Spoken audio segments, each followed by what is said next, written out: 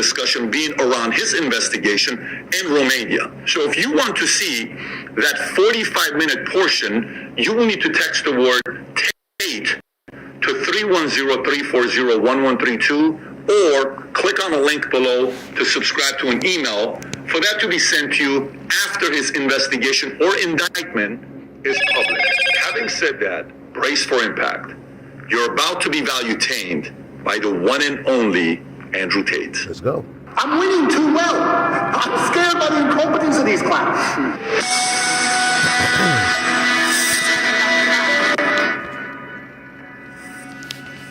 If this guy is so innocent, how can they get you to go to the dungeon for 92 days? How can they put you on house arrest? How can they do all this stuff?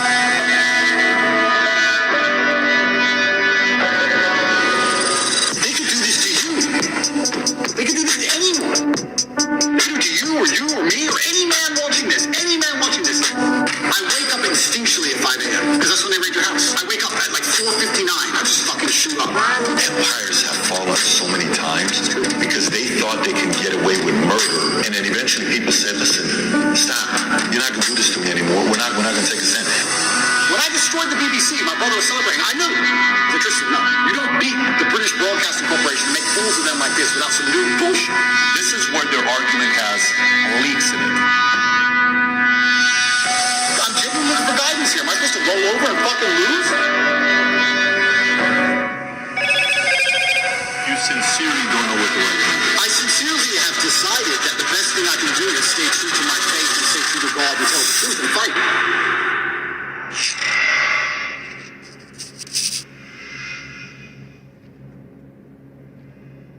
So a lot has changed since the last time we sat down with Andrew Tate. Last time we sat down with him, you were the most Googled man on earth.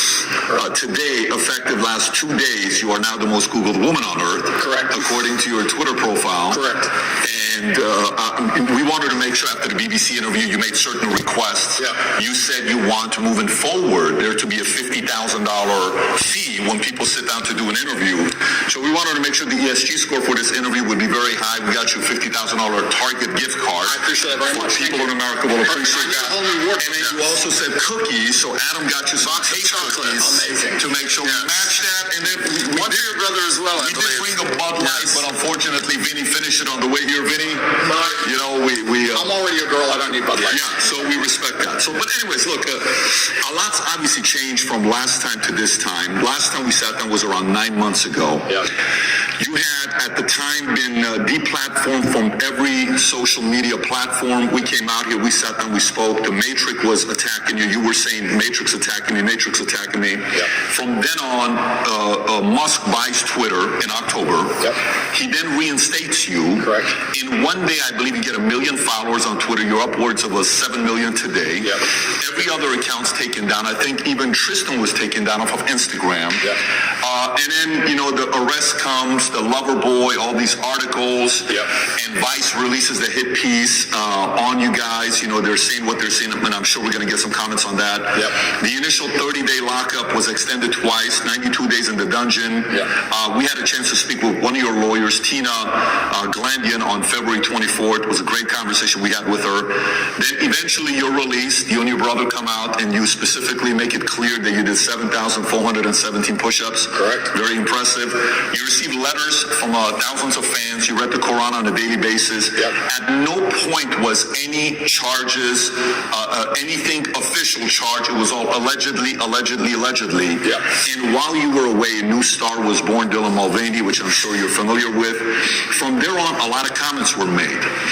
Comments of people that supported you, comments of people that didn't support you. Yep. Logan Paul said by 2023, he will not have a sliver of relevance, is what he said. KSI said Andrew Tate snitched on himself after getting racial by Greta Thunberg. Yeah. Destiny said Andrew Tate has been arrested for rape charges in a country he specifically lives in to avoid rape charges because he was beefing with a autistic child on the internet. I think he's referencing the great Greta. Yeah. Matt Bernstein advocated to get you kicked off of Instagram. Sure. And he's part of the Blue Pill community, a big famous makeup artist. Yeah. Ethan Klein said, and that's why I call him Andrew, the human trafficker. He sent me a cease and desist threatening to sue me for defamation for saying he's a human trafficker. Yeah. What else am I supposed to call Shaw, someone that buys and sells human beings after their will. Tate, the human trafficker. NBC in January 2023 said Andrew Tate said he broke a woman's jaw and that his business was a scam ahead of Romanian charges. Rolling Stone said, meet Andrew Tate, ex-kickboxer, red-pilling the angry young men of America. These are people that didn't support you. Now, these are the people that supported you. Tucker Carlson, he comes out and he says on Full Send podcast, first of all, he's really smart. The spirit that animates Andrew Tate is very clear and very obvious, and it's not a malicious spirit at all. Andrew Tate's core message is respect for yourself, act like you're worth something, achieve something, do something, get the fuck off the couch, put down the porn, go do something with your life. That's the greatest message that anyone could give. It tells you everything about the people in charge who say that's threatening. What is that threatening? The same people who live on the pedo island with Epstein and the same people that were friends with Harvey Weinstein were claiming to protect women by rebuking Tate. That's Tucker Carlson. Piers Morgan, who originally when he went on, it was very combative. Correct. It was a very good interview, entertaining, but it was also interesting to see him trying to push you. And then he flips and he says, this is getting ridiculous. Romanian authorities must either charge him and his brother if they have actual evidence of crimes or release them. Musk obviously supported by restoring your account like this. Jake Shields said people are freaking out about young boys looking up to Andrew Tate, but totally fine with young girls looking up to Cardi B and the Kardashians. And obviously, Aiden Ross, Red Pill community, Joe Rogan. I can go on and on and on about a lot of things that's being said. We watched the BBC interview, and we'll talk about BBC here in a minute because I have some questions on that as well. But the first thing I want to ask you is, 9 months, where we were at then, September, to where we are today, a lot's changed. How do you feel with everything that's going on? And tell us a little bit about your current state today. Yeah, there's a very strange sense of terror that comes from knowing exactly what's going to happen to you.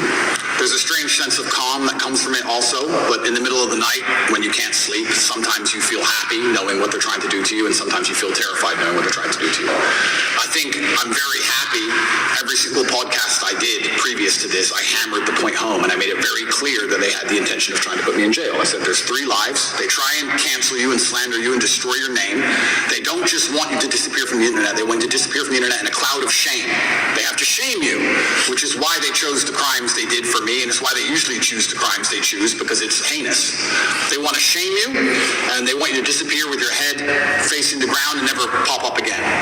Obviously, they attempted to cancel me. I became more famous than ever before. I even said to you on your podcast, and I said on other podcasts, I said, I think they made a mistake. I think when you have power and you overuse it, what happens is a rebellion. That's how a revolution starts. When you have power, you have to be very, very careful with how you use that power. The second you overuse it, there's a revolution. And we're in Romania, so they know all about that.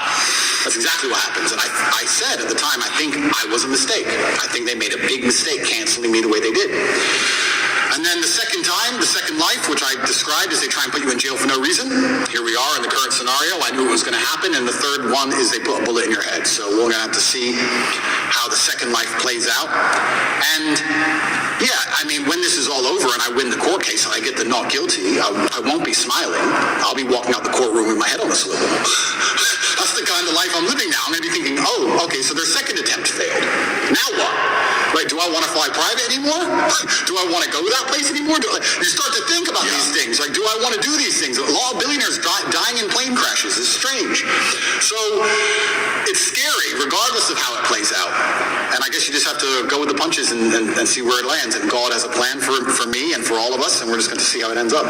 Full disclosure, you don't have any suicidal thoughts. I want to make it very clear, and I make it clear on absolutely every single podcast, I would never kill myself. I don't care what they say. I don't care what video they show you.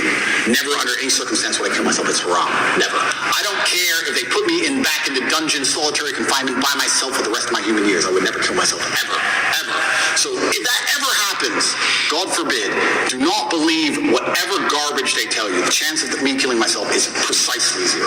And you had this complete level of certainty that this is exactly how it would play out. You've said this on umpteen podcasts that this is their agenda. They have to damage my influence. They have to damage my influence. They can't sit there and let me be influential because I'm saying things that they don't like me saying. And there are people sitting around going, he's saying things counter to our message and counter to our narrative. Get rid of him. And they have a pretty standardized playbook. And this is probably one of the first times in history where their playbook just isn't working. Cancel him.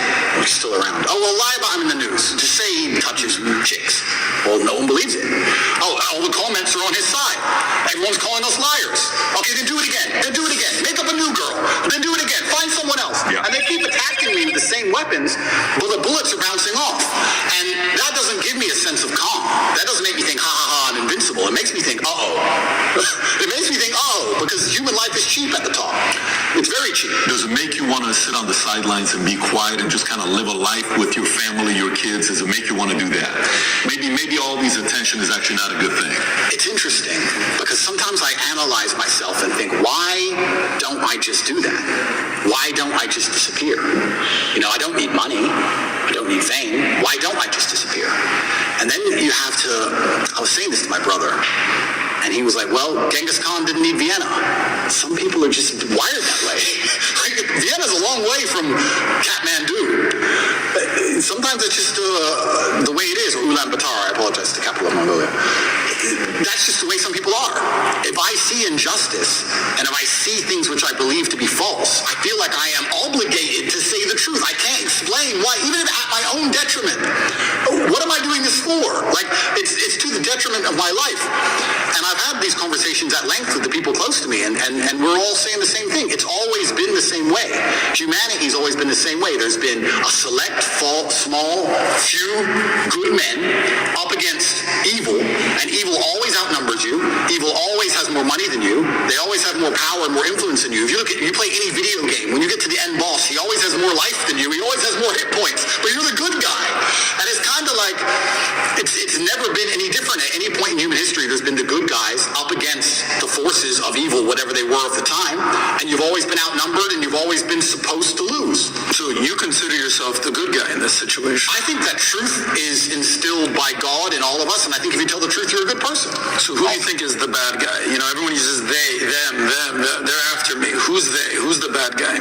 Well, instead of saying who, I will say, what I will start by saying is what they do. And what they do is they control information. And we now live in an information society, and by controlling information, they control how people think and act and react to things. That's all they have to do. They have to control information, and they have to be very selective with what they allow you to talk about, what they allow you to discuss, and what they don't.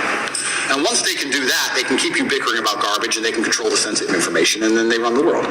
So having all the information controlled and having this hard barrier on what can be discussed, that's how they can purport absolute fallacies. I think now it's been a couple of years, we can probably talk about it.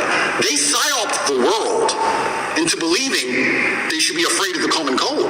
They psyoped the world into this. And if you think about how difficult that would be to do, how difficult would it be to psyop the entire population of Earth? Well, what you do is you just lie on repeat, and you don't allow anyone to say anything counter to it without hurting them the same way I've been hurt. And you just psyop them.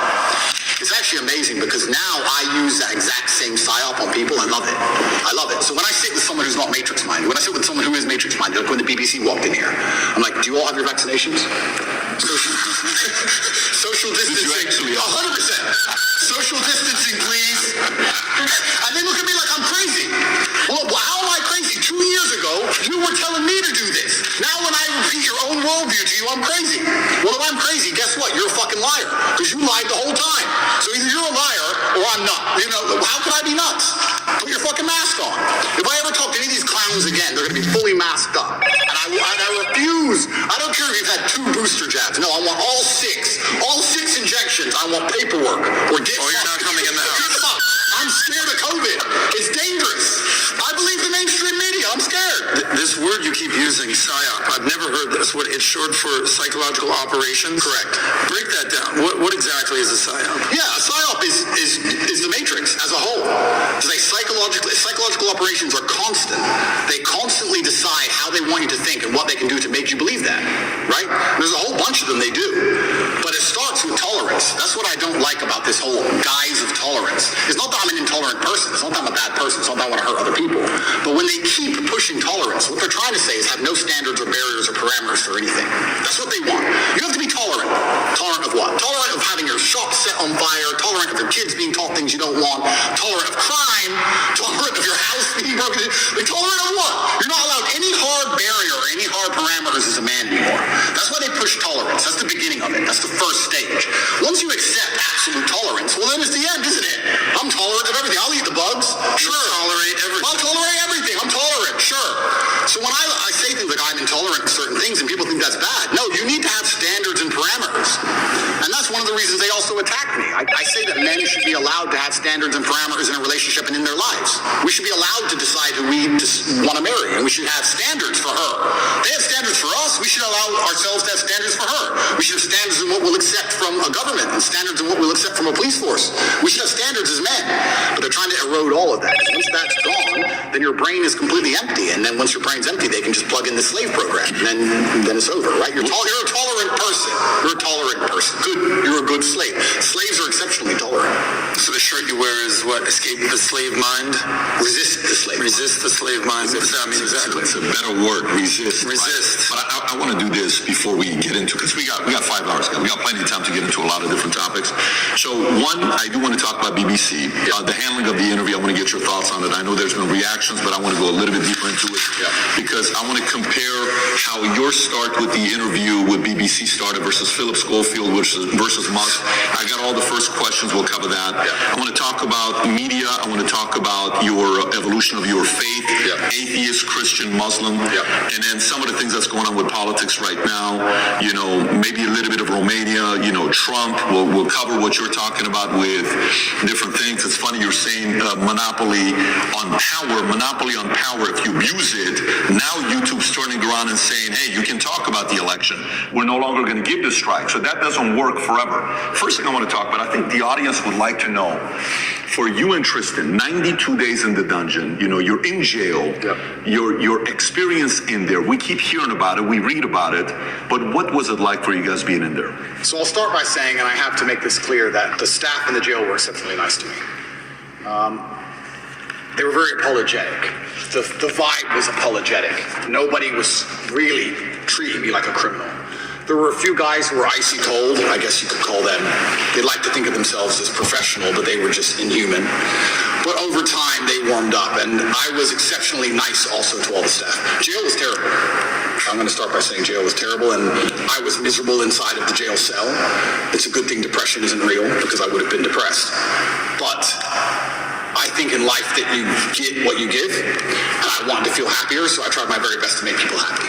So when the old lady would bring me my food, I would sit and say, oh, this is the best food I've ever had. I've never had food this good. Did you cook this? I thought yesterday was the best, but you managed to surpass it again. How'd you do it? What's the magic ingredient? And I ended up making friends with them. Like I had grandmas in there, the old ladies cooking the food. And by trying to make people happy and smile all the time, I started to feel a lot happier.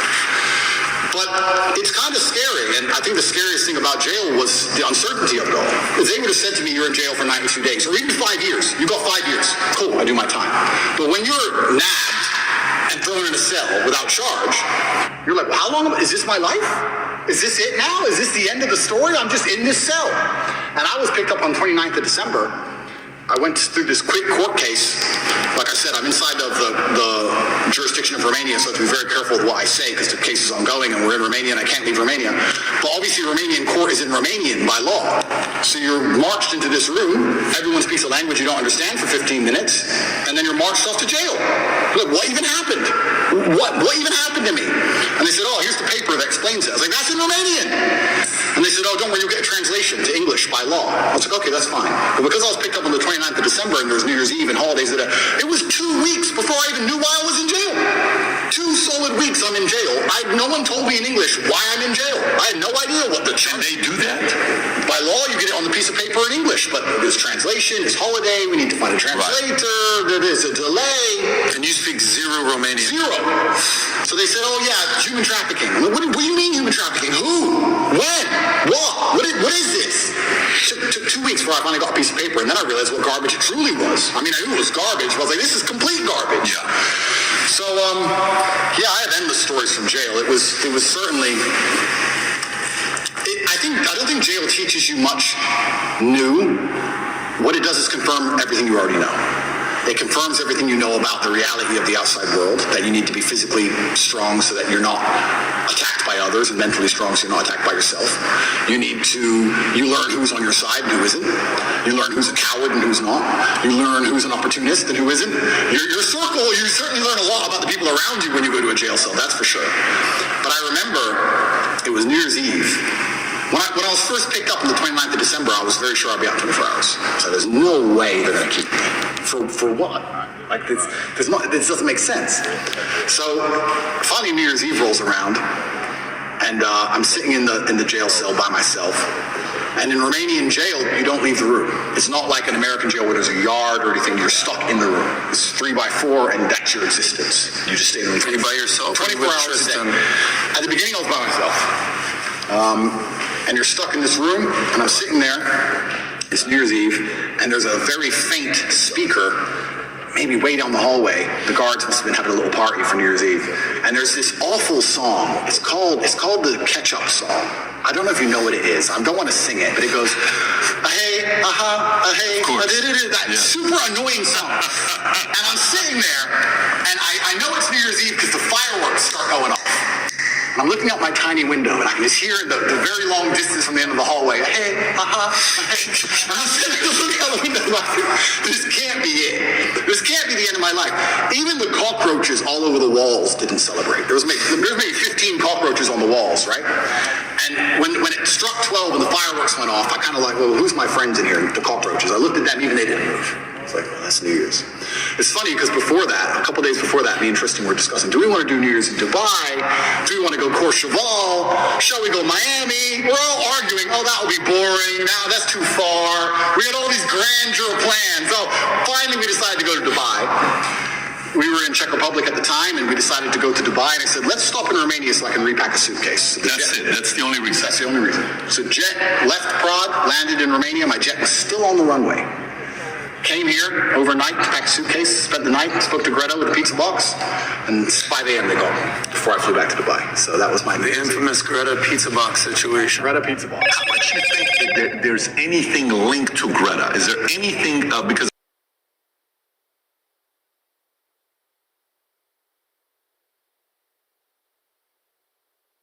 attack without catching flack for it.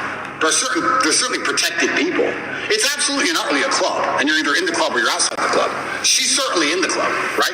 So if you say certain things about certain people, or you get a beef with X amount of people, or you discredit a certain person, they're going to try very hard to teach you a lesson for doing that. And you can see very clearly who's in the club and who isn't by the Philip Schofield situation.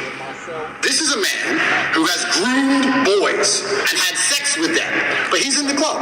All of the media headlines after 2 days are, let's have compassion, feel sorry for him, his mother's upset. They've attacked me for 14 months, day after day after day, and they relentlessly attack me. Nobody talks about my mental health. Nobody gives a shit how I feel. I didn't do any of the things he did. He's actually done things. I haven't done anything.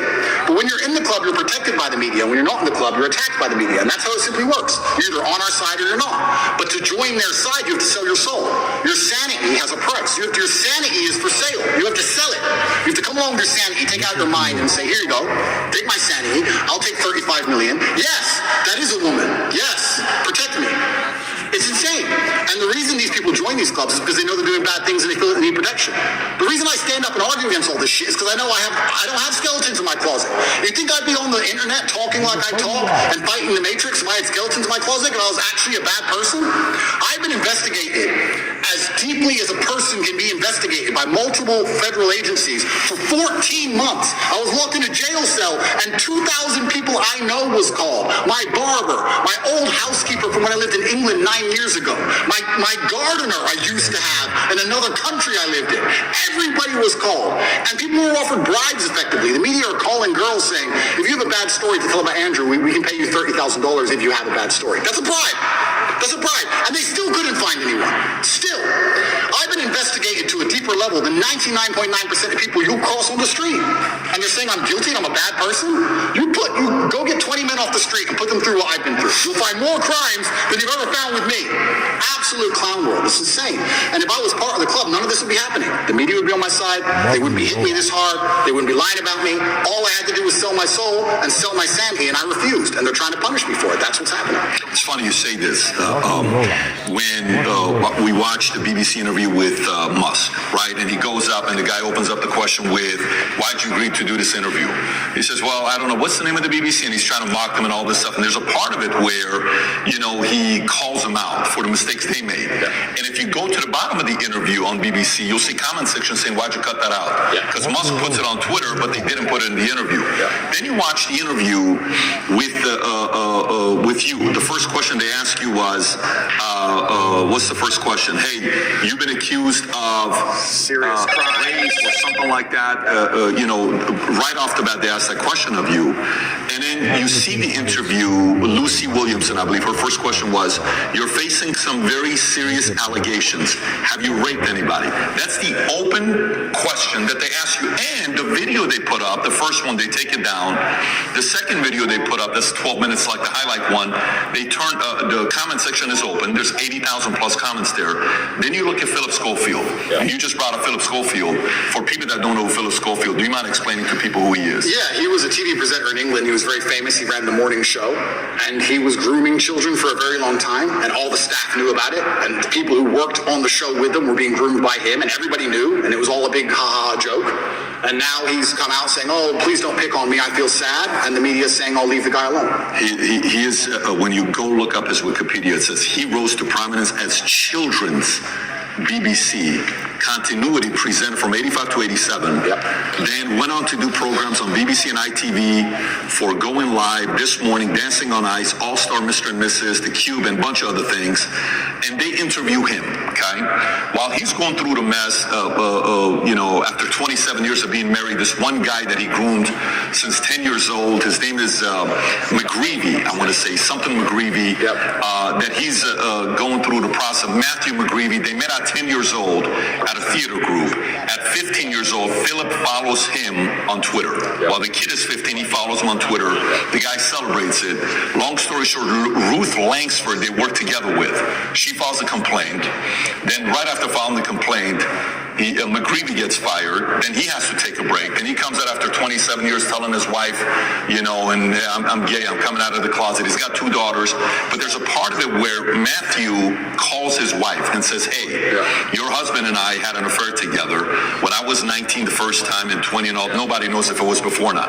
The interesting thing about him is his brother, Timothy Schofield, I don't know if you know about his brother. Oh, what, the one who's in jail for being a pedophile?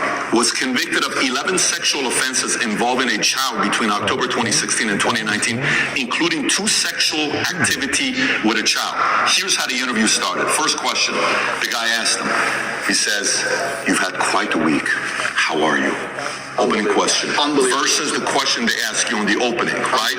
And then he turns around and says, the media's interest in the affair was motivated partly because of homophobia, alleging that an affair with a much younger woman would have not generated such a scandal. So he gets protected. And he says, all those people who write those stuff, do they ever think that there's actually a person on the other end, right? This is proof. This is the part where even when somebody's watching you and saying, why are they taking him to court? Maybe he did something. Why are they taking Trump to court? Maybe he did something. Why are they taking this guy? He must have done something. There must have been something there, right? It's stuff like this BBC does. If BBC, you're watching this right now, I want to kind of remind you of your mission statement that you have on your website. We're going to put the link below to your mission statement. You can go find it. Here's what your mission statement is, BBC. This is why you've lost some credibility the last couple of years.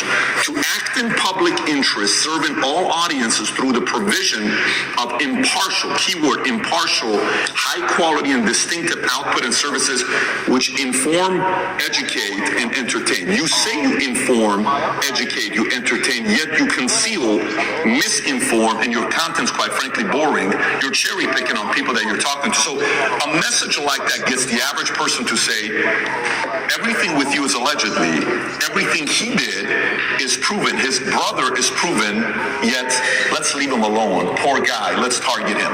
This is where their argument has leaks in it. Some of it like you can tear it up. Absolutely. Philip is part of the club, and I'm not. And this is the thing. I'm a mentally resilient person, right? 14 months they've attacked me. I'm not going to sit and complain about that because that's not how I operate as a man. 14 months they've complained about me. If you type in Romania, human trafficking, you type in any of these things, my name comes up, my face, I'm a bad person. I've lost all my bank accounts. I've lost all my social media accounts. I've been vilified all across the matrix in every single possible way. They print my face every single day with something negative next to it daily. Nobody gives a shit about my mental health, right? Because I'm the enemy. And what's scary about this is Lucy Williamson herself, she was begging me for an interview. The BBC were begging me for an interview. I don't need any of these people.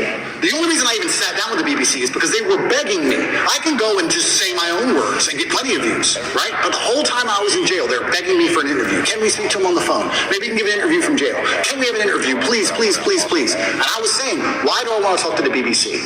And the BBC was saying, no, we don't want to do a hit piece. We want to come across, we want to be impartial. This is what they're telling me. We want to be impartial. We believe there's a side of the story that hasn't been told. We're really interested in some of the, let's say, what's the word? I don't want to get this wrong. Inconsistencies in the Romanian justice system. We're very interested in his side of the story. There's been enough hit pieces. We want to tell the other side. We want to hear Andrew Tate's story. And I said, no, on repeat. Then they sent me a list of questions. I didn't even ask for a list of questions. That's not who I am. I don't have to script. I never asked a list of questions. They sent me a list of questions. Here's what we're going to ask. It's about his mental health. It's about the Romanian justice system. It's about the fact he hasn't been charged. His liberty's been deprived.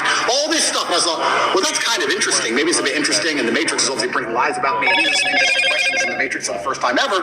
Okay. They walk in here all smiles and happy, all smiley faces trying to take me off guard. I already have my list of questions, right? It's all going to be nice and easy. I sit down, and they instantly attack me. They put the cameras on first, and they attack me, expecting me to stutter and make a fool of myself.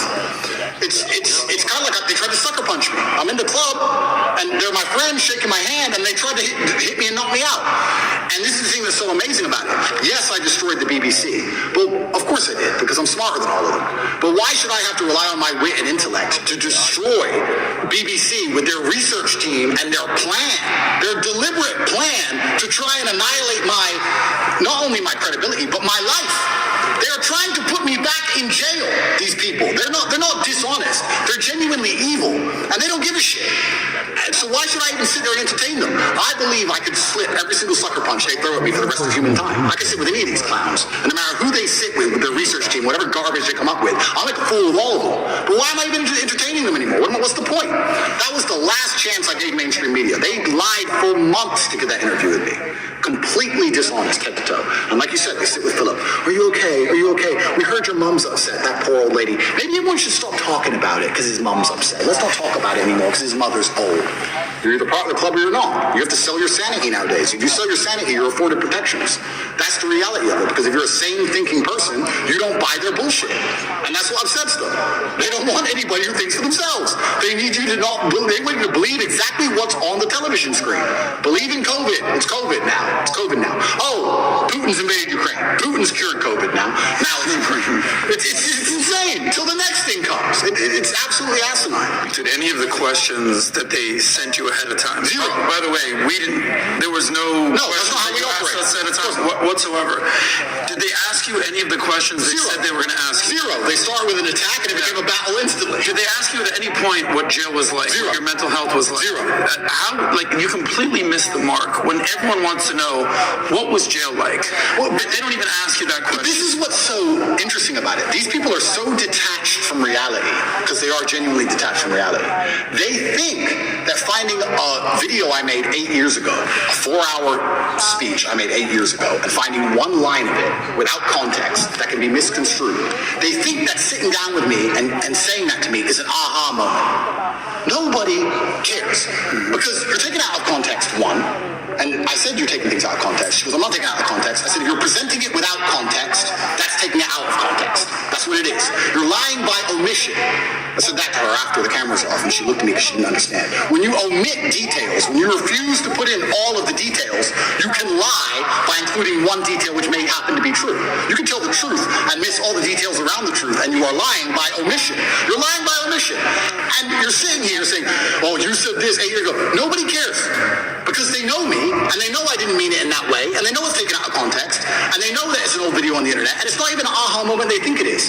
But they just want to sit with you for an hour, attack you and attack you and attack you, wait for you to make one mistake.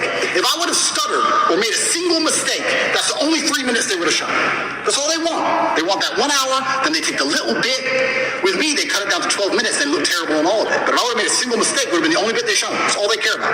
Fake news. Did you tell them, did you say, I'm only doing this if I'm able to record as well? I said I know that's what happened with Trump as well a couple of years ago.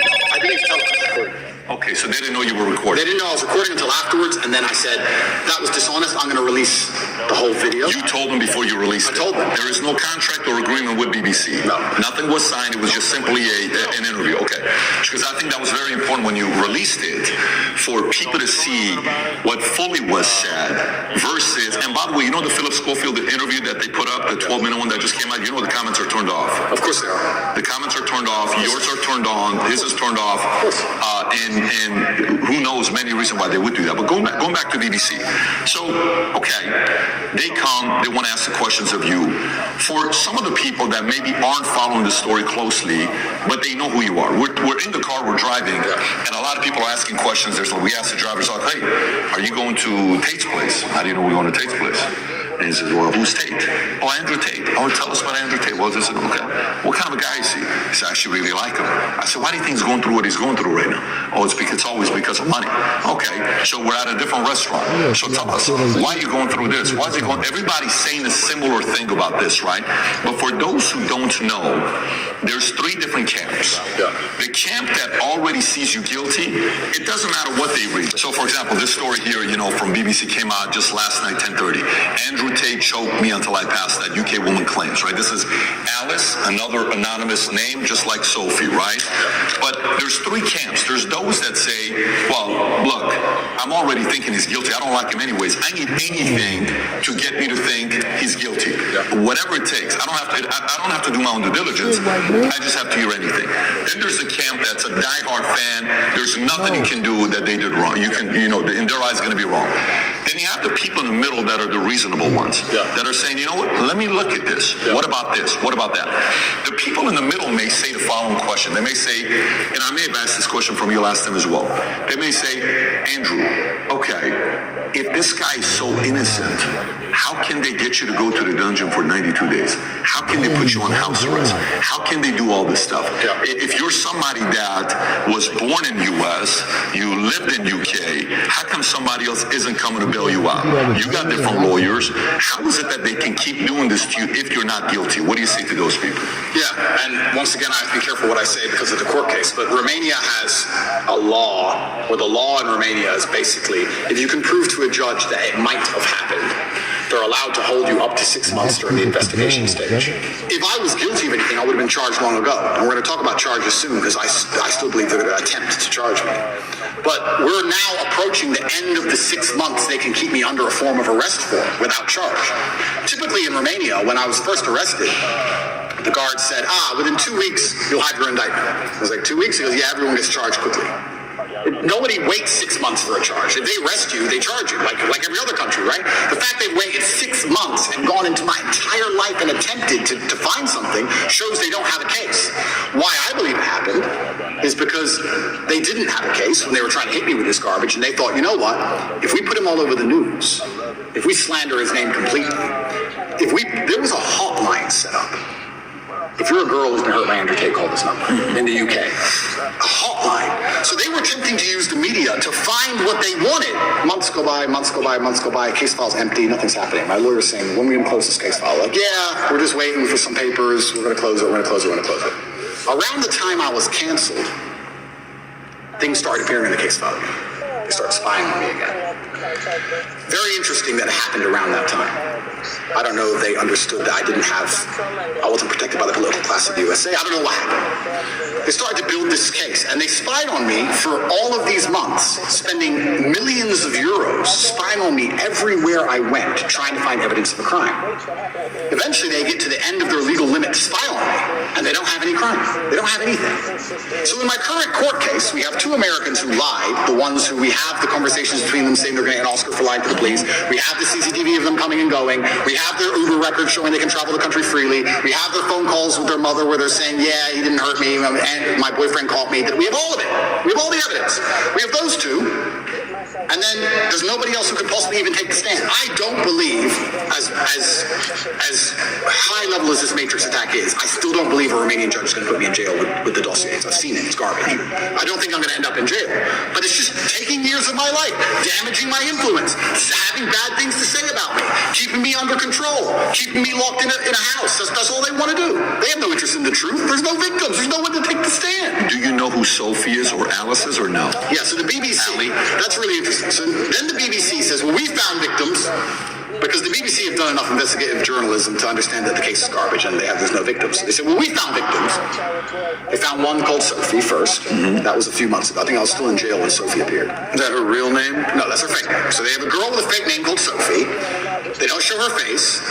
They asked me, what do you think about Sophie? How can I comment on Sophie when Sophie isn't real? Firstly, you made her up.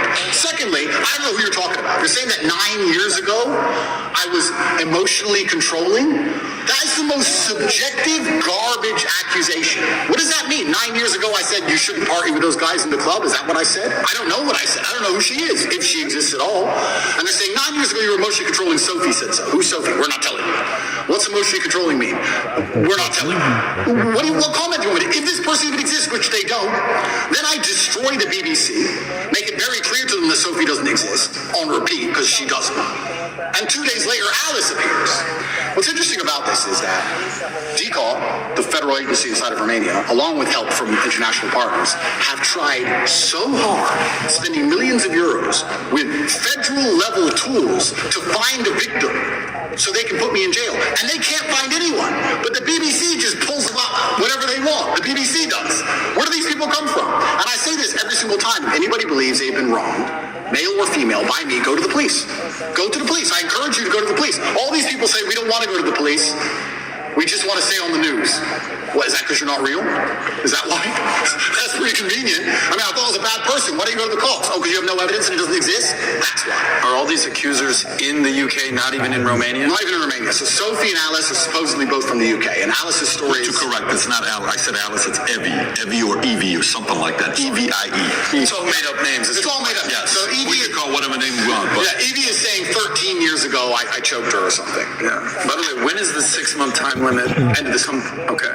And can we reference the tweet you just posted a couple of days ago? I want to stay on the show. It's commenting on Evie. You were going to say something about Evie, what she said 10. So she's claiming 10 years ago or 13 years ago, you guys had the consensual sex the first time. She comes back for the second time around. According to the story, she says she was being, your hand was on her throat, strangled me. She was passed out for a minute. And then she came back and she said, I did not approve of the second time having sex after she was passed out. So these stories they're making, and then she says, the guy asked a question saying, how come you didn't do any police report back then? She says, well, because it's not fully rape and it's not that, because it was consensual. I kind of wanted to be there and I didn't tell anybody about it 6 years later.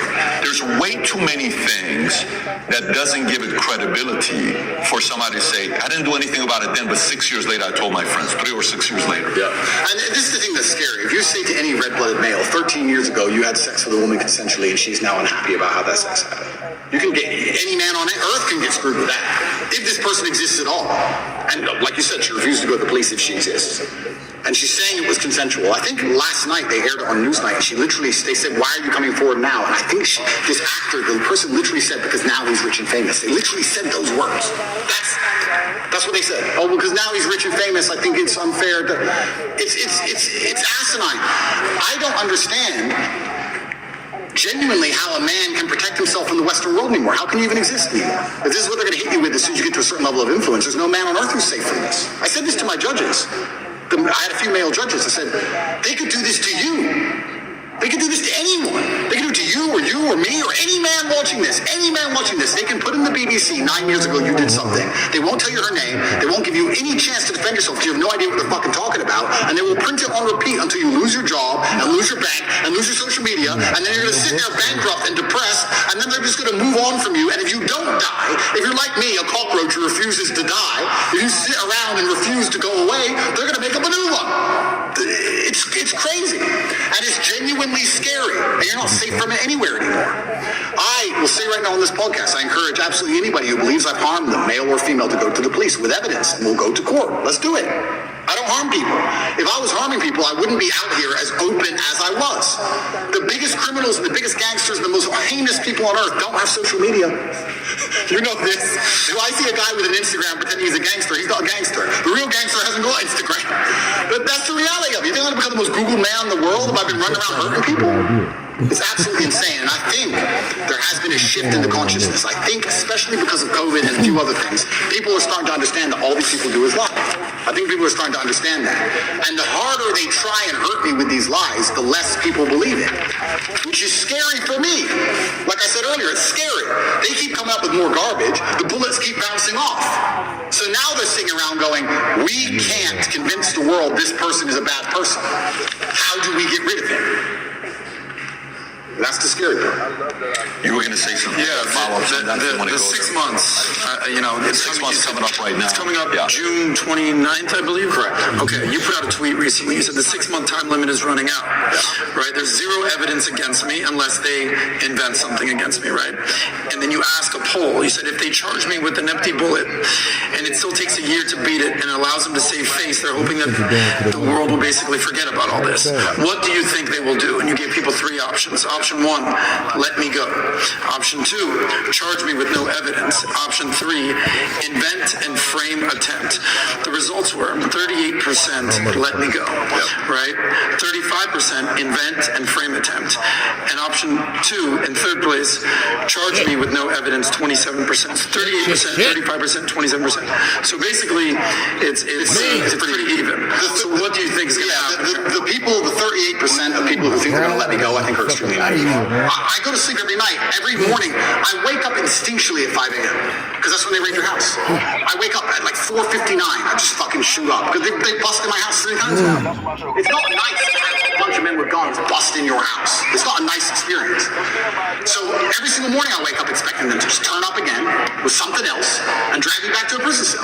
Who knows what? They'll just make it up. But the fact they made up this particular crime is because it's a hit piece and it's a slander on my reputation. If they would have done the same thing, let's say for tax evasion, would anyone care? No. Oh, rich guy didn't pay a piece of paper. No one cares. We have to hurt his name. Human trafficking. Think about that. I said this to the judge. How does it make sense a man with no criminal record who is financially successful decides to begin to human traffic at 35 years of age? I have no financial motivation. It's clearly not my personality profile. I don't need money. Why have I begun to human traffic from nowhere? It doesn't even make any sense from a pure logical perspective. There's no motive to the crime. Who have I human trafficked? Who is the victim? There's no victims and there's no motive. And here I am on house arrest. It's insane. So yeah, it's genuinely intimidating. I don't know what's going to happen next. I believe they're going to try and charge me with the garbage they have. And I think what they're trying to do is just hang it over my head and keep me afraid. Do you think the idea of trying to either silence you or make you irrelevant is working? Meaning, do you think you're more relevant today than you were on September 1st? Is that strategy they're implementing working? No, they're failing. And the reason they're failing is because God's put me in a position where I have to lead from the front. I think that in the days of old, when politics used to mean something, I believe in politics as long as the leader of the country charges on his horse at the enemy at the front. Then you're allowed to be king. Then I'll listen to your laws. That's politics. When you send other people's kids to die in a war and you sit on your ass, that's not politics to me. But now I'm in a position where I'm spearheading, by God's plan, the rights of basically every man on earth. They could do this to anybody. So I think any man with a brain who's thinking is looking at my position and going, they could hit me, or my friends, or my son, or my dad the same way they're hitting this guy. And that builds a degree of affinity amongst my audience. So no, they failed. They failed and they made a hero out of me, which is what I'm actually scared of. I am scared by the incompetence of my enemy. I am scared by the fact that they are failing so monumentally. If they had been half successful with the cancellation, none of this would have happened. If the cancellation made me an obscure internet personality, it'd be over. If I would have just allowed them to beat me, none of this would have happened. But I beat them. And And that's the problem. Now I'm sitting here going, okay, well, after I beat you, the BBC, after I destroyed the BBC, Tristan gave me a high five. He's like, oh, you wrecked me. They're going to look so stupid. I said, bro, we've sunk the HMS Hood. HMS Hood in World War II, HMS Hood was the British battleship. It was the flagship of the Royal Navy. And the Royal Navy was obviously renowned. It has been for hundreds of years. It was the best battleship. And it was up against German battlecruiser, the Bismarck. And the Hood should have outgunned the Bismarck. And it was the best German ship against the best British ship. By absolute fluke, the Bismarck, on its first volley or second volley, landed a shell perfectly through the top of the Hood and blew up the ammo magazine. And like in the first shot, within minutes, destroyed the entire HMS Hood. Killed like, I think it was like 3,000 people, 2 survivors. You can find the video on YouTube, the Hood blow into pieces. When Churchill found out the Hood was sunk, he said, sink the Bismarck, don't care what it costs. He said every ship, every plane, every sub diverted from every other mission, doesn't care if we lose every plane we have, don't care if we lose the RAF. We cannot lose the Hood without him losing the Bismarck. Sink the Bismarck. When the Bismarck sunk the Hood, all of the crew were celebrating, except the captain. The captain updated his will. He updated his will and telegraphed home to his wife and said goodbye. Because he knew. When I destroyed the BBC, my brother was celebrating. I knew. I said, Tristan, no. You don't beat the British Broadcasting Corporation and make fools of them like this without some new bullshit. We sunk the Hood. And he's like, oh, we'll see. Oh, who's this? Evie? Evie. I fucking knew it. I'm winning too well. I'm scared by the incompetence of these clowns. But I don't know what else I'm supposed to do. Am I supposed to lose? I'm genuinely looking for guidance here. Am I supposed to roll over and fucking lose? When they're lying about me and slandering my name and trying to put me back in a fucking dungeon? Back with the cockroaches? All I could do is protest my innocence, but they're such idiots, I make them look so stupid, and then there's egos involved. You think Lucy Williamson hasn't been called into a meeting room with some BBC producer saying, you made a fool of us? Yes, she has. There's egos involved. Big businessmen with business interests have ego investment in hurting me now.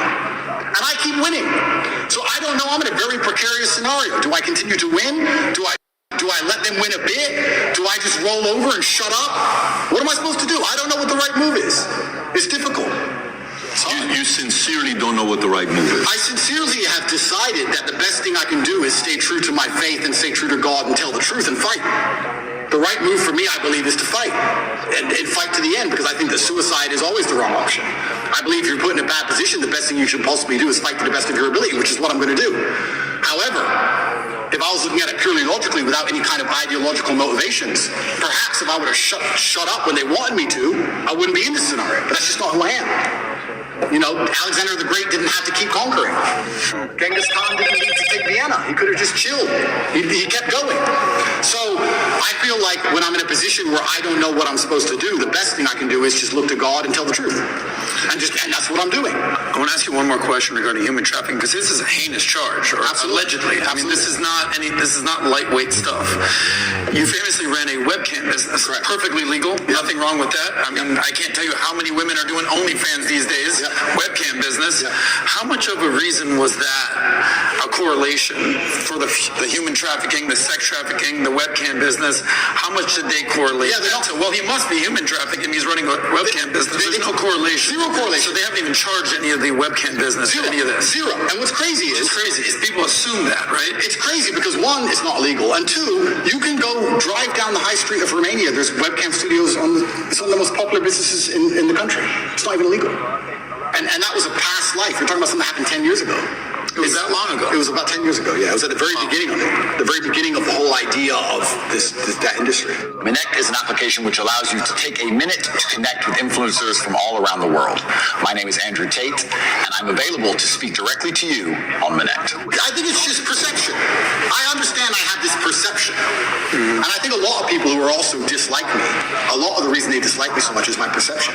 I've had people who say, I hate what you say. I say, what do I say?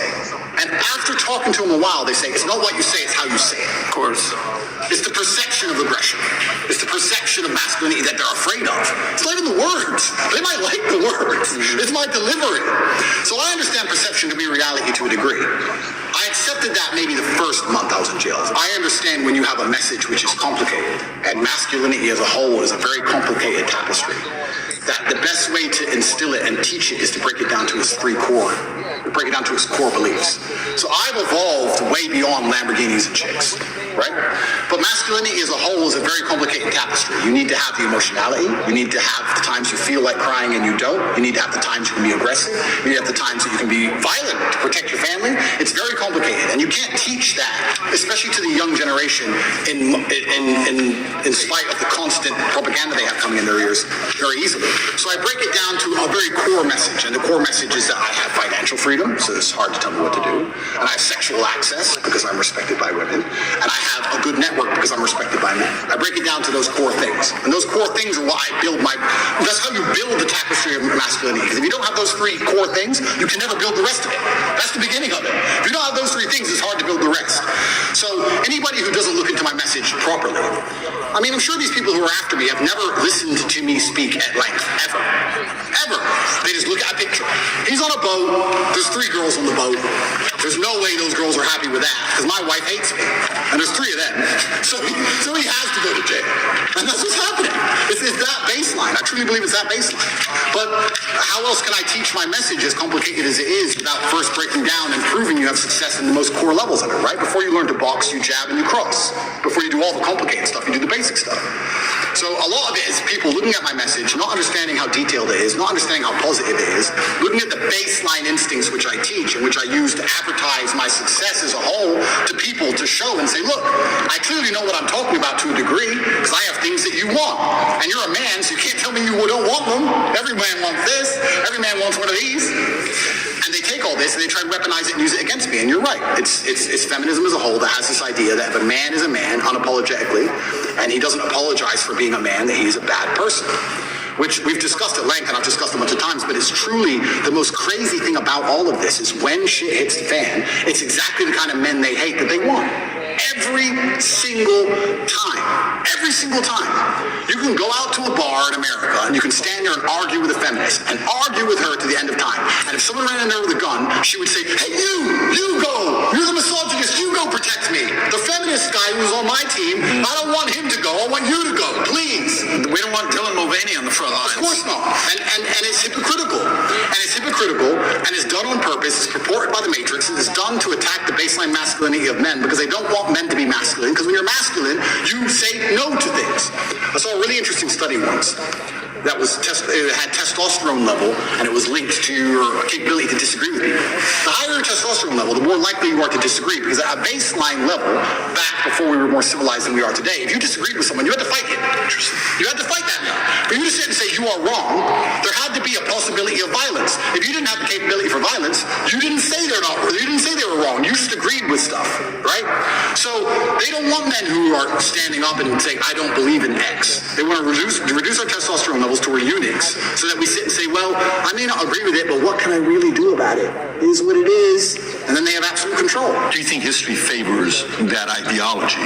Or history, eventually, a group of men stand up and say, yeah, listen, we've had enough. This is not going to be happening. I do believe that in history it's always been the same. I believe it's always been a select group of good men who are up against evil. And I think they've always been outnumbered, and it's always been difficult, and they've always suffered.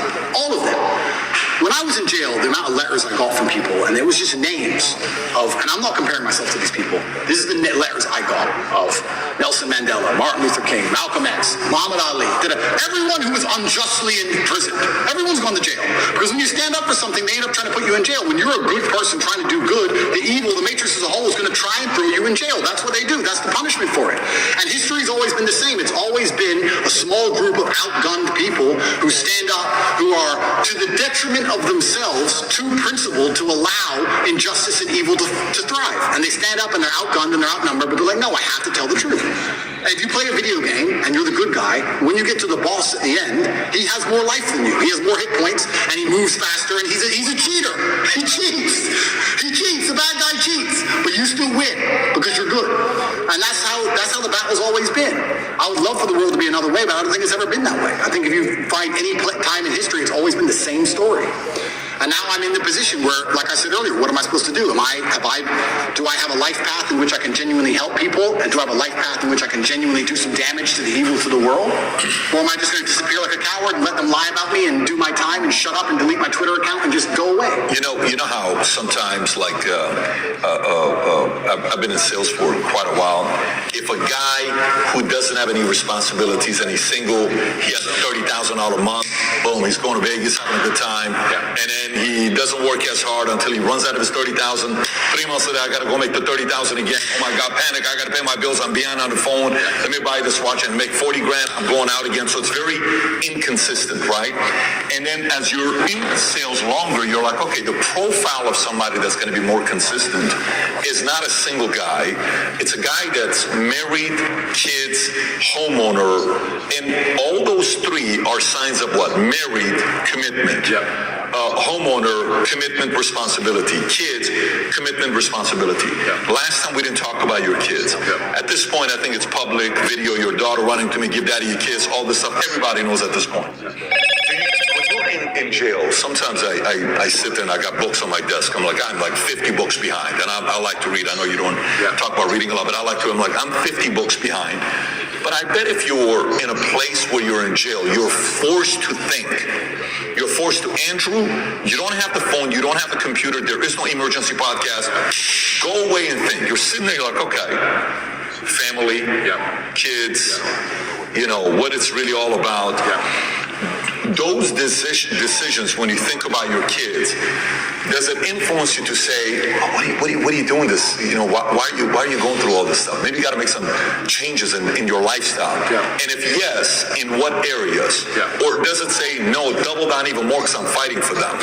And that's a really interesting question. I'll start by saying how thoughts in jail are different than thoughts in the outside world, because this is actually an observation I had. In the outside world, I don't think you carry a thought for very long that you don't want to carry. You can sit and think about something if you want to, but if you don't want to think about something, you just get your phone out. Something pops in your head, I don't do it. You get your phone out and distract yourself. Or you get in your laptop, or you call someone, or you do something, right? It's not very often in the real world. It's not very often in the real world you have a thought you don't want in your head, and you have nothing to take it away. You have no phone, you have no outside interaction, you have nowhere to go. What a perspective. Nothing. You're just stuck with it. You're stuck with that thought. So there were times in jail where, for the first time, like, I have a lot of mental control, but there was the first time ever I'm battling with my own mind saying, I don't want to think about this. And I put another thought in the way. It was on the door. It was knocking on the door all the time. And this is for weeks. Because every day is the same. You never get the outside interaction. And you also, what made it worse is, you never get the answer. Like the open loop. If you ever say to somebody, I'm going to tell you something, I'll tell you later. And it bothers them. That's what jail's like. Because you might think of something. Doesn't matter what it is. I won't say what my thought was, but I'll give you an example. Let's say I thought, when did Constantinople fall? What year? I can't just Google it. I don't know. So it's stuck in your head, right? So if you have this negative thought, you don't know the answer. Normally in life, when you want to know something, you find out. But in jail, you don't. So you're like, I don't know. You got this in your head and you're like, I can't get this out of my head. So when you have a negative thought, especially if there's an open loop to it, you need to know something or you want to know something. You can't get it out of your mind. I would sit there for hours just meditating, trying to just keep the door closed on negative thoughts. It's really difficult. It's a really strange experience. And maybe in normal jail in Western countries where you get to go and interact with people, you can distract yourself. But I was stuck in a room for 93 days in one room. I did not leave. That was where I was. I was allowed to go to the fridge once a day, which is a 3-meter walk, and back. That is it in my room. You and Tristan are in the same room or no? At the beginning we weren't, but then we ended up in the same room. Got it. Yeah. So, the thoughts in jail are very pervasive. And it's also a long time, maybe never, in the outside world where I had a thought in my head for weeks and weeks and weeks and weeks. You just satisfy the problem. You fix the issue in the real world. In jail, you can't do that. So family and kids, and those are the positive things that you do think about. But it's difficult because I think of children, I think of legacy. And then if you're going to think of your legacy via your children, you have to think of your legacy via your actions. And then you have to sit by extension go, well, truly on my deathbed, truly, will I be happier if I gave up or if I continue to tell the truth? I'm scared of the regret of thinking, you know what, I was the most famous man in the world and every man on earth was listening to me and I was really making a difference, but I got scared. I don't think I can live with that. I don't think I can live as a coward. I'd feel like a pussy. I just feel like a wimp. And sometimes inside of men, that's all it takes for us to do the most stupid things there is. The idea of feeling like a coward. A man will run into a burning building to not be a coward. If the firefighter, they go, there's children in there, and the whole building's on fire. It's like, well, I can't be a coward. I'll fuck it. And you'll risk your life.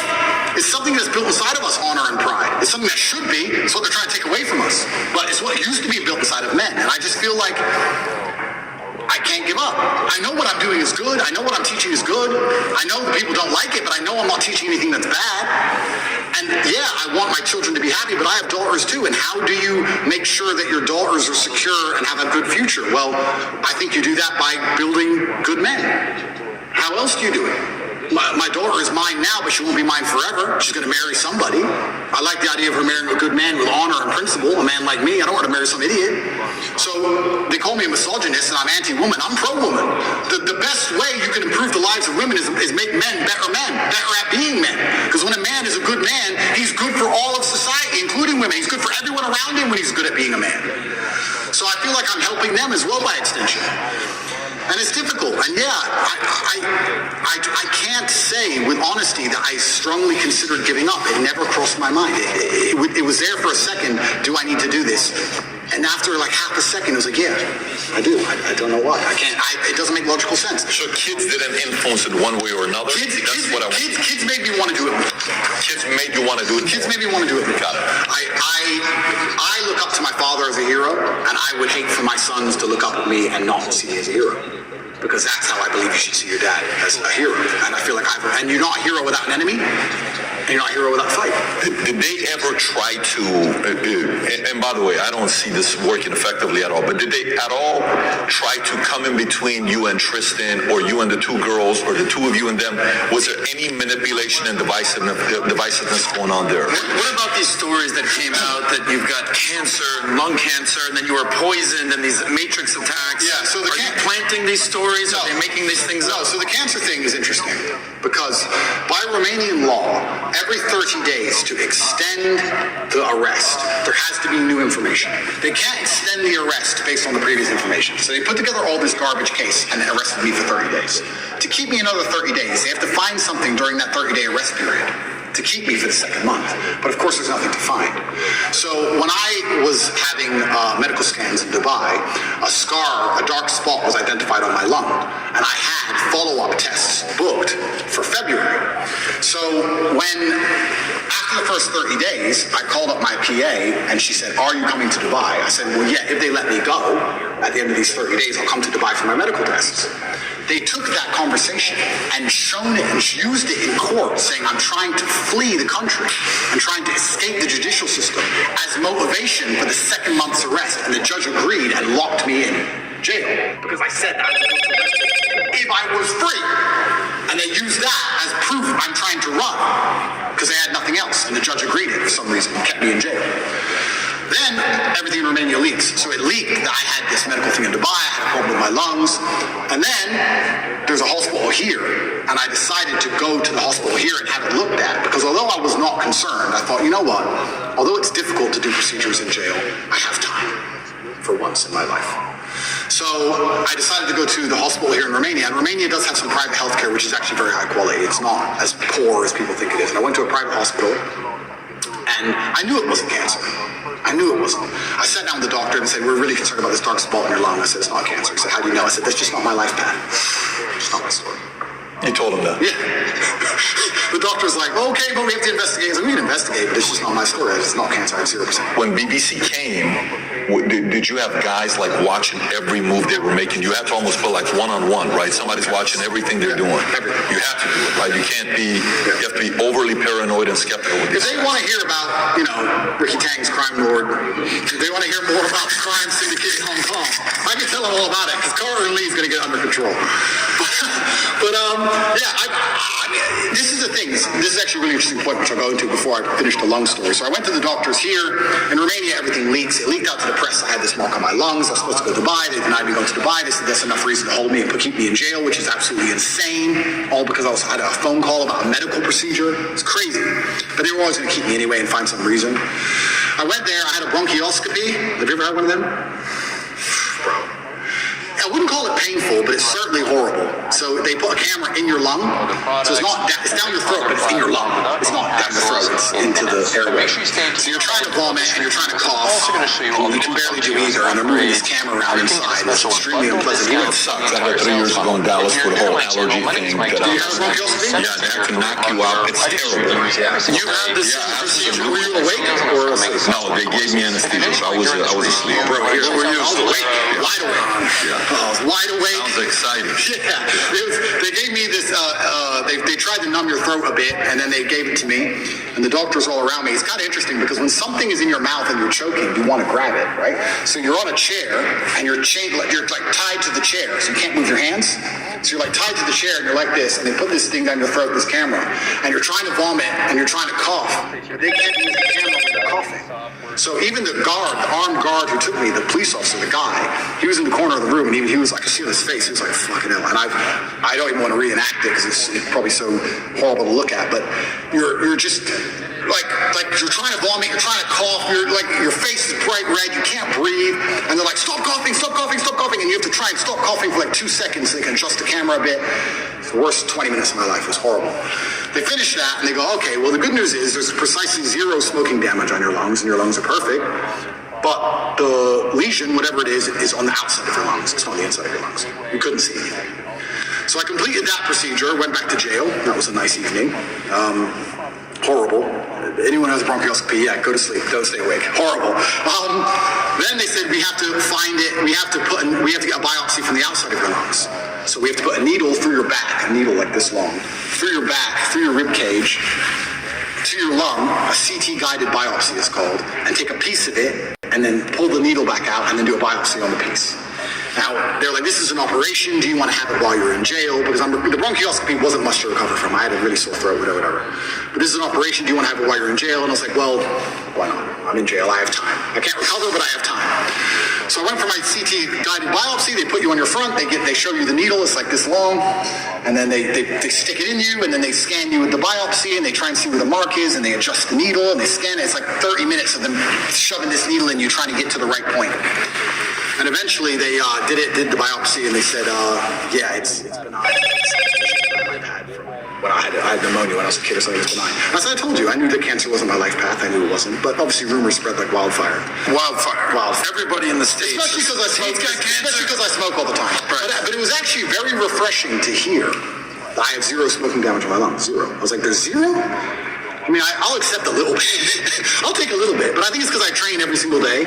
I work out every single day. I train hard every single day, and I think, you burn it off. A couple cigars here and there are not a big deal. It's not cigarettes. I think cigars are better than cigarettes. I also believe nicotine is a super drug, so I'm not going to stop. I think nicotine and caffeine. Super drug? 100%. What does that mean? Nicotine and caffeine are what I run on. 100, that's all I run on. Coffee's for closers, bro. I'm the only one that drinks coffee between the two of us. Oh, really?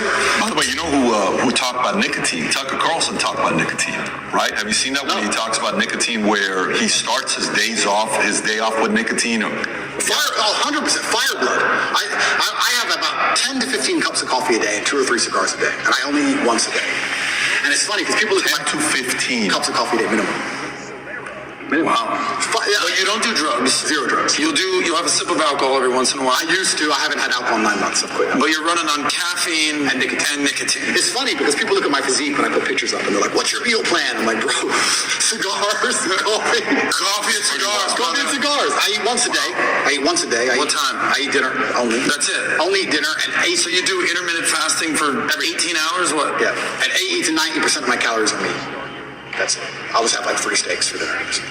Now, how much of that is genetics? How much is that like? I'm not sure if it's genetics, but that's just how I feel best. I feel best when, if I smoke and drink coffee all the time, I feel hungry, which motivates me, and I feel energetic. It's energetic hungry. That's how I like to feel when I'm working. I want to be hungry. If I eat, I'm tired.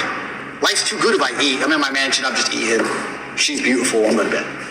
No, but if I don't eat, I'm like, maybe I wouldn't say angry, but I like to have that tinge of irritableness. Does that make sense? I don't know, maybe I sound crazy. It's how I get things done. It's how I get life done. It's just how cups of coffee a day, 3 cigars, and you eat once a day. That's right, yeah. And you train every day. I train every day. And it's working. Working for you. It's how I feel best. I don't know if you wrote a book on Tate's diet, if that book would be Well, well, this is interesting because I had a blood test when I was in hospital for all these things, and my testosterone level, I'm not going to pretend to be an expert on male hormones because I'm not. I don't understand them. I don't know what measurement it's in, but it was between 9 and 27 is the testosterone level, the mark. It can be between 9 and 27, the normal range. I've never taken a steroid in my life. I don't inject anything. I don't take any pills, nothing. And I was 32. I was above the normal scale, and I'm 36 years old. It's supposed to be going down.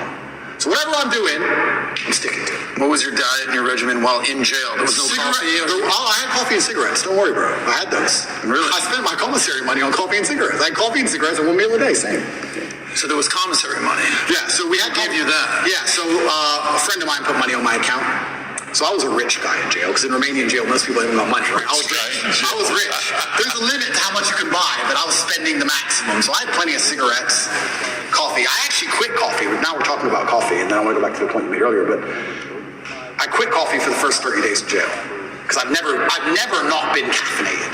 My experience of life is caffeinated human, right? If I'm awake, it's caffeine. So I'm like, I don't need energy now. I'm in jail.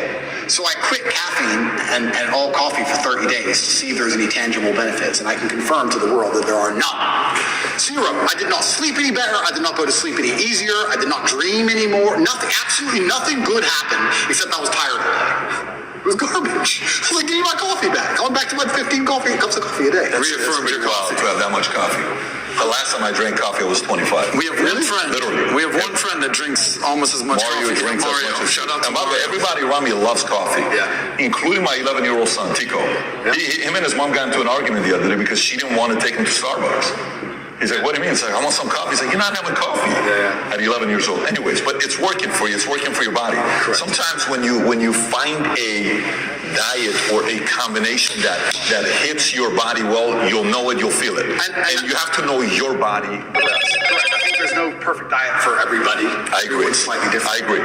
And that's just, and I think you are what you eat to a degree, and it also depends the mental model you want to operate under. If I wanted to operate under comfort, I certainly wouldn't eat the way I eat. I do it because I particularly want to operate under a degree of irritability and high energy and hunger. I like feeling hungry. I don't like feeling full.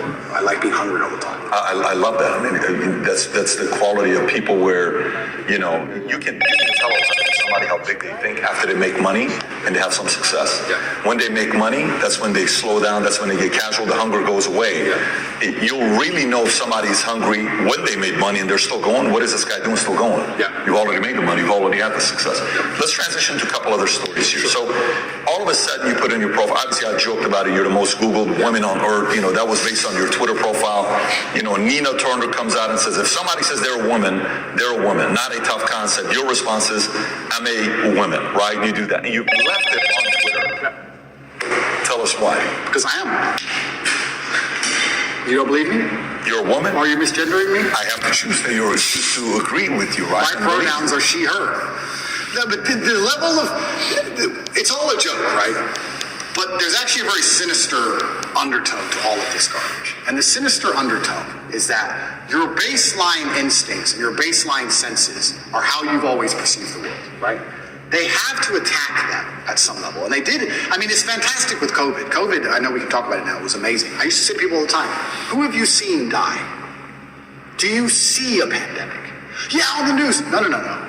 Do you see ambulances rushing back and forth everywhere? Do you see bodies on the street? Do you see lines outside of hospitals? Do you see a pandemic? How a pandemic would look?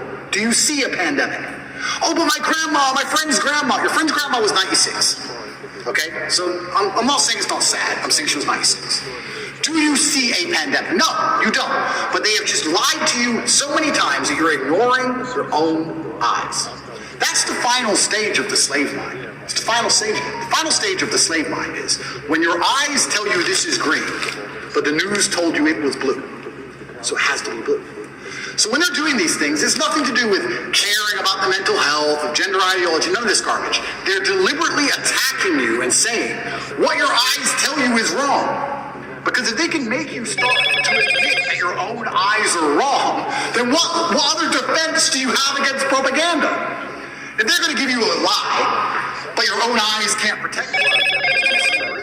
So all of these things they're doing, all of these things are a deliberate assault on the senses. And they do it by controlling the language.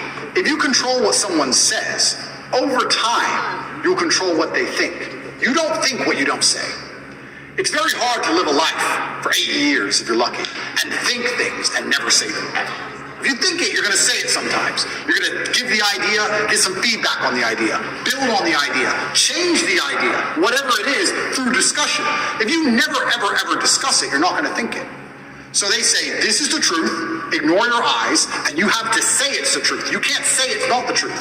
And the people who are in charge of the world, they think generationally. They have time. Right now it's a joke. 200 years from now, it won't be a joke. 200 years from now, it'll all be fucking standard operating protocol. The grandchildren, the people who are in charge now, that's what they want. They'll pull it off. In the end, slow, incremental damage. They do it with nearly everything. They'll take all your rights away. They'll take 100 of your rights away. They'll upset you. They'll give you 99 back. We're good again. Don't worry. And the grandchildren of the people in charge of the world get what they want in the end. They think generationally. So now we're at the beginning of it. It's all a big joke, right? But, especially before Elon had Twitter, when you couldn't say the truth online, when you couldn't say my eyes see X on the internet without going to jail or losing your account, or getting a hate speech charge in the UK or some garbage, they're controlling what you think. And on a long enough time frame, what you think becomes true. We all believe 2 + 2 is 4. But with a hard enough psyop, if you can't say that, if you have to say it's 5, on a long enough time frame, math breaks down and everyone's just going to believe that 2 + 2 = 5. And that's what happens. You think we're going to get there? Have you ever seen the experiment? There's a really interesting experiment with monkeys and a banana and a water spout. Have you ever seen this? They put 5 monkeys in a room. And at the top of the room, there was a banana. And when one monkey tried to climb up to get the banana, they turn on the hose and splash all the monkeys with ice cold water. So the monkey would come back down and wouldn't get the banana.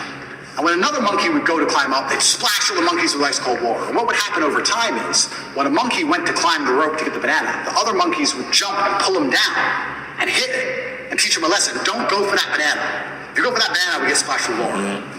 Then they'd swap one of the monkeys out. Now there's a new monkey in the room, doesn't know the game. The new monkey would attempt to climb, and all 4 monkeys would attack the monkey, pull him back down, and kick his ass.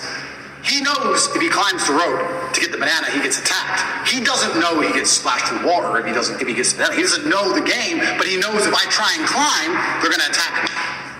After a certain amount of weeks, they change another monkey, and another monkey, and another monkey. Over time, you have 5 brand new monkeys who have never been splashed with water ever. But nobody goes to climb the rope, because if they do, they're attacked by all the other monkeys. And nobody even knows why. Damn. That's just how it works. If you climb that rope, we beat you up. That's just how it works. That's what they're doing on a long enough time scale to humanity. There are already X amount of people on the planet. There's already a population, X%, who knows what it is, who ignore their own eyes and repeat what they are told. You can't say that that's not what they're doing, because they're already successful with X amount of the population. They've begun. The seed is there. 2%, 3%, 7%, who knows? They've already proven they can do it. Now it's just a matter of not shutting up and hammering at home. Make sure they repeat it in schools. Children are young. They believe things. They're impressionable. Hammer it to the kids, especially. Put it in every Disney movie.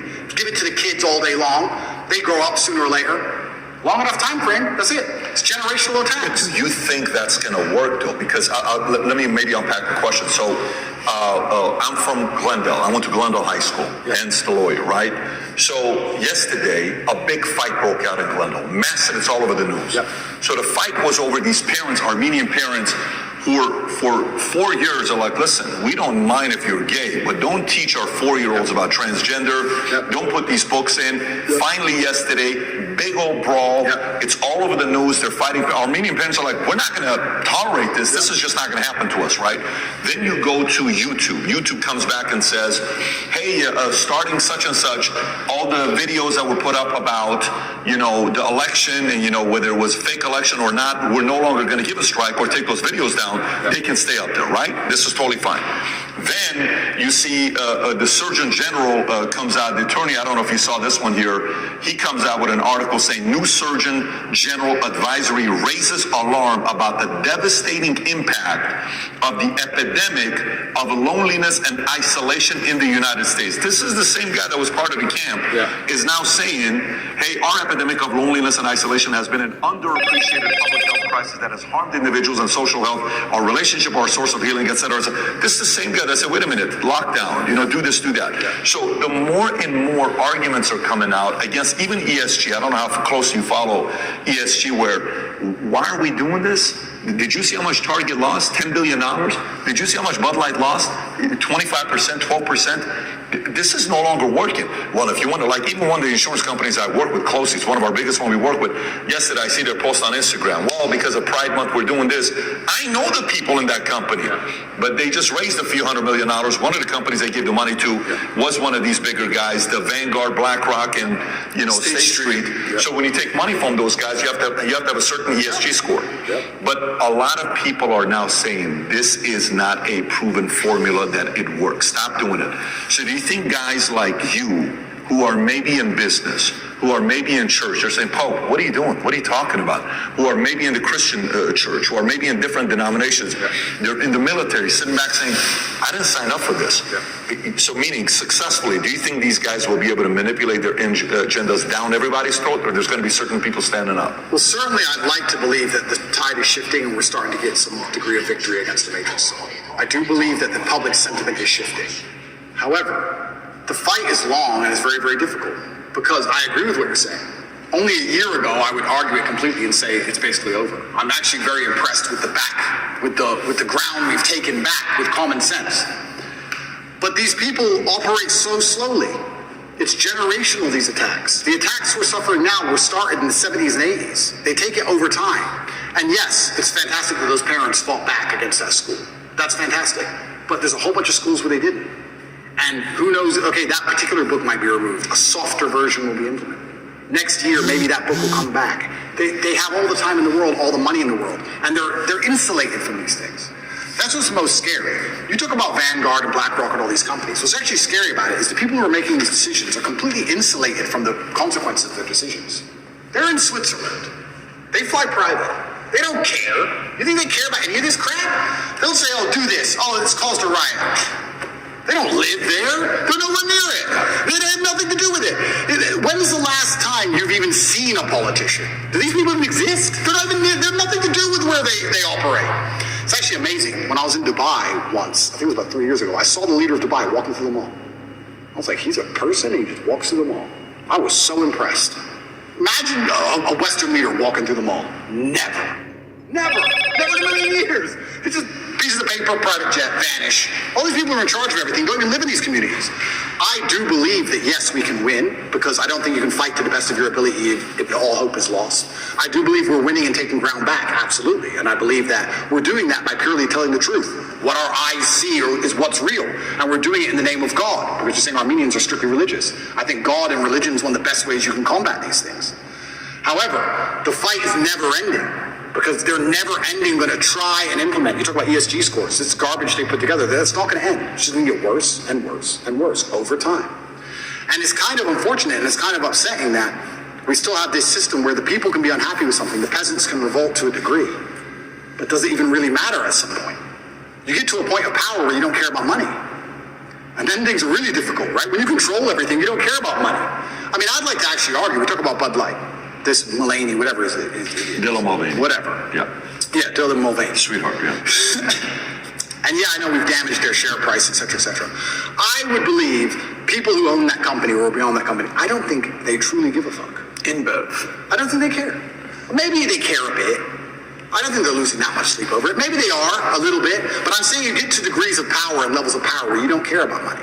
I'll give you a perfect example of it. I know we keep going back to this, but it was actually a massive pivotal event in awakening so many people was the COVID scam. I said this multiple times in many different countries I visited. I said, if they cared about you, they would have left everything open, maybe put a tax on everything, extra tax percent, whatever, and build hospitals. Why didn't they do that? Why did they lock you all up? Because it's a mass compliance exercise. They want you to comply. They don't give a shit about your health. They just want you to comply. They want to test how many people comply. And people were saying, yeah, it's all about money, it's all about profit. And I said, that's actually a very optimistic way to look at it. I think that if you destroy the economy and lock everyone in their houses and destroy everyone's businesses, you don't care about money. You're beyond money. You're above money. You want power and you want control. Because once you become actually rich, you learn that the world is all just about people. Right? The best things in your life are people. The best things in your life are family. The things that make you happiest are your friends. Your life experience is the best if you have good team around you, good assistants, good helpers, good staff, whatever it is. It's all about people and controlling people. What do you want money for? To get other people to do what you want. That's all the money is. I want a Lamborghini. I can't build one. He can. I will pay him to build me a Lamborghini. It's all about people. So once you get beyond a certain level of money, and there's a certain level of control you want that money perhaps can't buy, then you think, well, I don't care about the money. I want the power. I don't want money. I want them to stay in their houses. Why? Because it's so. I don't have to. They have to. Ha ha ha. It's funny. And I've said that and sat with people and said, do you really think people in charge of the world are so petty that they would lock everyone in their houses so they can laugh? I said, yeah, I actually do. I think if you were born into a wealthy family where money has precisely zero value, and you are arrogant to the moon because you're this whoever, and you believe you're God's gift, and you don't, a Ferrari can make you happy. You care about a Ferrari. Ferrari's free. It's pennies. You don't care about any of this shit. What makes you happy is everyone respecting you and being afraid of you. To a degree, you're going to try and influence some power and fear. I think that's what it is. So I think a lot of these companies, when they're doing these things and they're upsetting people, etc., yeah, it's good that we're fighting back, but I also think part of them enjoy the show. I think part of them genuinely enjoy the show. I think part of them go, you know what? Let's do, this is insane. Let's do this. They're fighting. I really believe, I know it's a pessimistic way to look at it, but I think they enjoy the show apart. I don't disagree with you in regards to that. I can see that how, you see it in movies or scenes where, condescending, arrogant, and they kind of they enjoy bullying the guy that can't help himself, right? Hey, do this. Hey, Clint, pick this up. Look at this. He'll do anything that I need him to do, right? I fully believe that those types of things exist. But, man, empires have fallen so many times because they thought they can get away with murder. It's true. And then eventually people said, listen, stop. You're not going to do this to me anymore. We're not going to take a stand.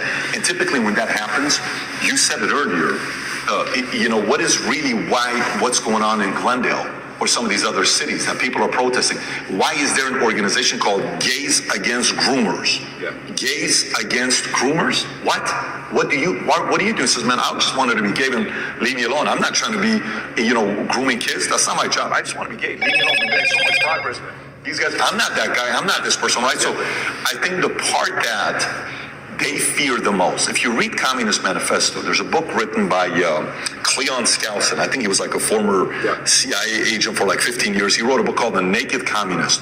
One of the things he talks about how getting rid of God, well, they're succeeding in that area, but not fully yet. Getting rid of the family nucleus, well, we already know what is the purpose of this LGBTQ movement? What is the purpose of this transgender? What is the purpose of, let me get this straight, this person cannot buy a gun at 13. This person cannot go in the military at 13. This person cannot vote at 18. This person cannot own a car at 13, but they can transition the most important decision of their lives. You're okay with? Yes. Now, that doesn't make sense to me. That doesn't make sense to me. I think you said something at the beginning, the concept of being tolerant. You know what? Yeah, it's okay. We can have gays. Oh, it's okay. We can have this. Listen, man. You've crossed the line a little bit. I think faith, family, kids, values, principles, they fear the hell out of it. Absolutely. And I think that community is rising up. No, you're totally right. But you made a really interesting point there about empires falling, and this is where I kind of feel like we're entering a new stage of the world because it's never really done before. Because typically when empires fell, the world was far more polarized. If the empire fell, there was nowhere for the corrupt dictators of said empire to go.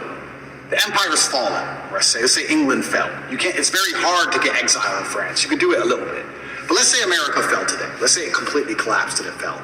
The people who archetyped that downfall, do you think they'd beat America? Do you think they'd be sitting there waiting to get scooped up? Do you know who they are? Can you recognize them? What's their name? Even if you could, do you think they're in America or do you think they're skiing in Switzerland?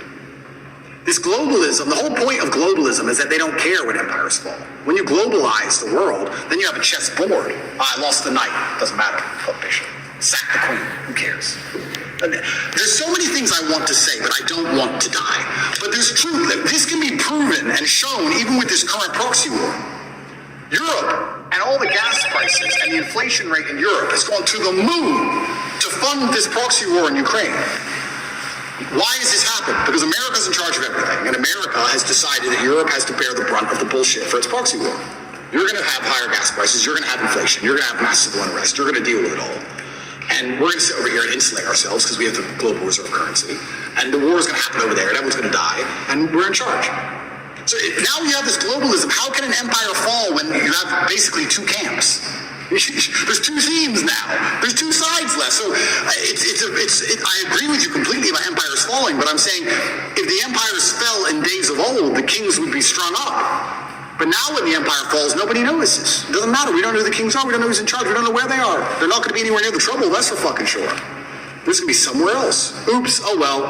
And do they really care? Do the people in charge of the world care if America's crime rate goes up 1,000%? Would they lose sleep at night? I actually think they do partially, because think about it. So I'm with Andrew Schultz, and I'm taking your position with him. Yeah. Okay, you know who Andrew Schultz is? Good guy. And he says, part of me that gives me comfort is knowing these guys are so obsessed with their money. He may be wrong. We can debate this. Yeah.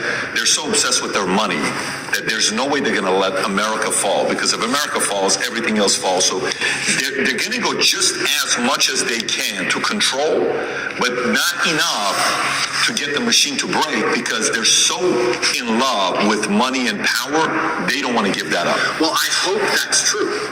I would love for that to be true. But my argument is that these people are already so deeply entrenched, they print the money. They'll print the new money. They don't care. If they cared about money, COVID wouldn't have happened. They closed the entire economy. I don't think they care about money. I think they control the world to a level where you want to eat? Do you want war? But I don't think they give a shit about money. They'll print the new money. They'll change the name of it and print the new one. At a certain level of power, I think they're so above and beyond all of our concepts of how the world works that they don't have any interest in any of it. I don't think they give a shit. I think if you would go to these people, whoever they are, and say, we're going to take your money away, they would just laugh at you. You think you can take my money? You think you understand money? You think you're going to damage the stock market? You think I give a shit about share price? I think there's a level beyond all of this. And they're the ones who truly are running things, and they truly have no influence. And in fact, the harder they damage the economy and the more damage they do to money, the more people are dependent on governments to eat. That's where communism comes from, right? The more poor we get, the more you need the government just so you have food in your mouth. How can you resist the government if they feed you? You can't. So yeah, and I sound pessimistic, and I'm not pessimistic. And I do believe the answer to all of these things is free thinking and truth and God and communities standing up for themselves and changing the general consensus. I do believe that. Because to a degree, although we talk about people who run the world, to a degree we run the world. Because our tolerance level is what runs the world. There's more of us than them. So to a degree you say, who's in charge of the world? Well, I like to say, well, we are. Because it's all about, we're the abused wife in this relationship. How much crap are we going to put up with? We set the limit. They're going to come at us with everything they can, right? We set the limit. But the problem is, they try very, very hard to, one, increase our limit to the max, which is tolerance, and two, to divide us to the point where we don't ever unite long enough. I love what happened in Glendale, what you just told me about. That should be happening in every single school across America, all of them. Oh, they would love it if you retweet the video for them and give more exposure. I will do. When you're saying this, I'm reading a book right now, Robert Moses. I don't know if you know who he is or not, Power Broker. It's a guy who would be a very interesting guy for you to study. This is the guy that built New York, okay? And he came up and hated, complicated person, misunderstood. The more they would push him back, the more he stood up. The more they would say, no, this is not fair what you're doing, the more he would even say, I'm going to go even more extreme. And so if in New York you mention the name Robert Moses, there's going to be a camp that's going to say scumbag, racist, white supremacist, all this stuff. And there's a side that's going to say, this guy built a bridge, this guy did this guy did that. He would make it so hard for a certain community to go to the nicer community. He would put the the bridge so low that trucks couldn't go through because he didn't want the bad people to go into this. Like, he was that sharp. And one time in the book, they talk about how Robert Moses, he says, look, the one thing about Robert Moses, he could give a shit about money. He could give a shit shit about. It was all about his influence over. So I agree. There's certain people that don't care about money. Yeah. They're more driven by control, influence, all of that. The part that, we're talking about the movie Fury, Vinny, and you give me this whole thing about Fury, the scene where Shia LaBeouf is reading out of the Bible and he's crying while he's reading this, and then if you want to text me and then afterwards you see Brad Pitt quotes exactly what scripture it was, but they never showed how much faith he had, and the whole point was, I'm ready to die. Yeah. We know we're here. This is going to be happening. We're in the tech. I think the people. There's a part about Trump. I had a girl on Whitney Webb. I don't know if you know who Whitney Webb is. We had her on. Okay. Yeah. And we start talking about different things. And I've been having a lot of weird guests on lately and making a comparison between the Kennedy family and Trump. Pisses a lot of people off. Yeah. But those two families, forget the fact that one's a Democrat, one's a Republican. They were both anti-establishment. Yeah. They were both anti-military industrial complex. They were both anti-CIA, anti-FBI, anti-all of this stuff, right? We saw what happened with Kennedy. We saw what happened with Reagan. We saw what happened with Lincoln. All these guys were anti-establishment guys. We saw what happened with Trump. Yeah. The part about Trump that, made the other side uncomfortable is, okay, we can kill the guy. That's been the strategy for a long time. You can't really do it today as much because they fear one thing that they're the most jealous and envy. You know what that is? They do not want to build a martyr. Yes. They fear building a martyr because that's the ultimate high that they want to get. They do not want to build a martyr, right? So, okay, we're going to humiliate the crap out of you. We can embarrass the crap out of you. We're going to publicly try to do this. We're going to come in between you and your kids. But, we're going to go get your daughter to be more LGBT. We're going to get her to be on this side. And we're going to pin this. That's the strategy. We're going to put break the entire family apart, right? And he still stands up there. Yeah. And to them, it's like, what the hell do we need to do for you to, just sit down and be quiet, not willing to do it? That's right. Do you think, again, going back to it, more of those types of men and women who are misunderstood and complicated stories, they're not perfect, far from it. Yeah. More of those guys are the ones that are saying, it's just not going to happen on my watch, man. And that's what we need. And by the very nature of being the kind of person who's principled enough to risk his own personal situation in life, if you have principles that strong, you're going to be disliked by some people. You're never going to have a person who is principled enough to take risks to his public detriment for the good of what he believes in, who's liked by everybody. That's a logic fail, right? Because he has principles which are hard lines, and people exist across the entire spectrum. So there's going to be people who exist outside of those lines.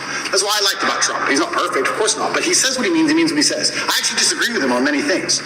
But he says what he means what he says, and that's what they're afraid of. They're afraid of a man who says what he means and means what he says because he can't be bought, because he's principled. He can't be bought. Even now, if they're a company with $100 million and say, we'll sponsor you with this company, it's $100 million, you just have to shut up, I'd say, no, I don't want your money. I don't want the money. I don't need money. There's nothing else to buy. I bought everything. I don't need it. My principle's worth more. So, and that's what they're afraid of. They're afraid of principles, and it goes back to the original point. They're trying to remove all of our morality, all of our baseline understanding of things. Minect is an application which allows you to take a minute to connect with influencers from all around the world. My name is Andrew Tate, and I'm available to speak directly to you on Minect. That's how they inject you with the slave mind. That's exactly what it is, and you're right. Human history has always been that way.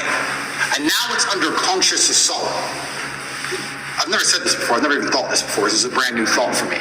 But I would like to think in times of old, in history, perhaps everybody was the same. Everybody was principled. Everybody had parameters, but they were different parameters. Perhaps they were competing ideas. But I think in the modern world, it's not so much competing parameters. It's just people who believe in things. People who don't believe in anything besides what they're fucking told. It changes every day. You have the empty brains, the slave minds, and the people who actually stand up for something. And the free thinkers. But the slave minds, you can't say, well, they believe in a different ideology, because they don't. They believe in what they're told to believe in on that particular day. It changes. They don't have any true core belief. They just repeat. I talk about the Matrix all the time, and people say, why did you choose that terminology? And I chose that terminology because it is perfectly accurate in describing exactly what is happening. The Matrix is a computer program which is designed to control your mind so that your body can be used to power the machines. That's exactly what happens when they make you watch the news. To control your minds, you continue to use your body to work some garbage job and suffer from inflation and power the machines. Machines being soulless people who are in charge of the world. But there's also a million other different ways you can compare the Matrix to the real world. In the Matrix, they say anybody can become an agent at any time. If their mind is not unplugged, they become an agent. If their mind is not freed, they turn into an agent. You can see that in real life. Mention COVID to an NPC. Mention Trump to an NPC. You can sit and have a perfectly cordial, normal conversation with somebody for an hour and be fine. And you can mention one of the particular subjects which they are programmed to hate by the Matrix itself, and they will turn into an agent in real time. And you will see them now start to genuinely, emotionally dislike you as a person. They were your friend for an hour. Yeah. Now they hate you. They will turn into an agent. COVID was perfect. I would sit with people and we'd all be friends until I mentioned that COVID's garbage. And they would, now they're an agent. What do you mean COVID's garbage? My friend's grandma was 99. She got sick. Okay, sorry. It doesn't change my view. And they change. And the Matrix is actually a perfect, absolute explanation of what's happening. And Morpheus says it. If your mind's not freed, you can be one of them. And that's what's happening. And this is what we don't have competing sets of parameters which are trying to argue about which is the best way to run the world. We have people with parameters who believe in family and love and God and tradition and taking care of yourself and taking care of others. There's people with moral standard and there's people with none. Zero. Empty vessels, agents who are programmed on any given day of what they're supposed to care about. These people can't tell me they care about things. That's what's most annoying about my position, because it's absolutely and utterly weaponized virtue they use against me. The people who hate me because, one, I truly believe, and I know this is arrogant to say, but I feel like I have to say it. There's definitely a massive jealousy implement. If I wasn't so tall and rich and good looking, it wouldn't be happening. They don't fucking like me. They don't like me because I remind them of the jock at school that took their girl. That's part of it, right? They don't like me personally. So it's true. So they try and find an attack vector. And what happens when you have somebody who's monumentally successful across all realms of human endeavor, the only way you can attack them is by calling them a bad person. They can't call me stupid. They can't call me ugly. Can't call me broke. Can't call me weak. They can't call me any of these things. So how do we attack this guy? Well, he's a bad person. How do you call someone a bad person? You weaponize virtue. None of the people, who are pretending to give a shit about women and that I'm bad to protect women have any interest in protecting women. None of these people think I better become physically strong to protect women. None of them even believe in protecting a woman in a physical scenario. None of them even believe in protecting their family. None of them donate to any charities that involve women. Nothing. They're just taking the virtue and weaponizing it and attacking me with it. Me as a person who donates $25 million a year to charity to feed both male and female children. Me as a person who believes I have a responsibility to be physically capable so that any woman I'm walking down the street with is safe. I do more for women than any of these clowns would ever do. But they're just weaponizing virtue and attacking me with it. It's not even genuine virtue. That's what's so upsetting about it. These people, the matrix-minded people, have so few parameters and so few virtue. Whenever there's virtue inside of them, it's only so they can take it, weaponize it, and fire at you. They don't give a shit about any of the issues they talk about. They don't care about race. They don't care about women. They don't care about gays. None of it. They take it, they put it in a bullet, and they shoot at the people they don't like. It's all fake. All of it. When you were talking about this, I wrote all these things down that we're talking about. Principal virtues, God, parents, true believers, fighters, traditions. These people they fear, right? All these people they fear. And these guys are slowly but surely starting to stand up. The scene we're talking about with Shia LaBeouf, he says, what we're doing here is a righteous act. Here's a Bible verse I think about sometimes, many times. This is his words. It goes, and I heard the voice of the Lord saying, whom shall I send, and who will go for us? And he began crying and said, here I am, send me. Brad Pitt turns around and says, Book of Isaiah chapter 6. For me, in business, I asked this question the other day. I'm so curious to get your thoughts on this. For the longest time, when I got into business, I was, a younger guy, 21. I'm like, okay, very coachable. Tell me what I got to do. I'm a coachable guy. What do I got to do? I'm a coachable guy, super coachable. I want to make money. I'm sick and tired of being broke. My dad's at the 99 cents. Too many heart attacks. I want to get out of this. Yeah. So I'm like, hey, Patrick, basic stuff. When you're doing business and you're talking to rich people at Morgan Stanley Dean Witter, never talk religion, never talk politics, never talk sex. Just don't talk about those three things. I said, okay, guess what? Never talk politics, never talk religion, never talk sex. No problem. We're going to business. So what do you think about the political climate today, Pastor Ben David? Oh, what do you think? Well, I think this, but what do you think, Patrick? I don't know, quite frankly, I think I'm trying to figure it out for myself right now, but we'll see what's going to happen. Like, whatever way you're deflecting and you're kind of going, hey, what do you think about God? What is your opinion on Islam or Muslim? Well, for me, you deflect that. Eventually you're sitting there, you're like, the people that I know at that level want to talk about those three topics. Yeah. Now, sex is maybe off camera and they're kind of having fun with it, but they want to talk about politics and religion. Yeah. So we, for the longest time, have been silenced, and now the ESG community, all this time they've told us to stay quiet, and they're saying what? They're talking politics, they're talking religion, and they're talking sex. Sex the way through LGBTQ. What's wrong with that? What's wrong with it? It's normal. It's normal. It's normal. No, it's not normal. Well, listen, you guys shouldn't talk about politics and sex and religion. You shouldn't be doing that. And then you see this one, during COVID, one pastor, Australia, Syrian man. I don't know what his name is, Vinny. What's his name? The Syrian pastor, priest from Australia. And he was fighting all the anti-COVID guidelines, and his stuff is going viral. He's doing this. And you see these messages. Some of the people that stood up, they stood up because they feared God. Okay? And for you, with your life, it's been interesting watching you go through your evolution of your faith. Pre-2022, former atheist, a couple of the things you've said in the past, God isn't real because you can't prove it. Okay, kind of like that was more the Malcolm X argument, right? Bad things happen to good people and good things happen to bad people far too often for God to exist. I'm the center of my universe. That's pre-2020. Then gradually you start talking about Christianity, and in 2020 you made a video announcing that you were wrong about what you had said previously about God, right?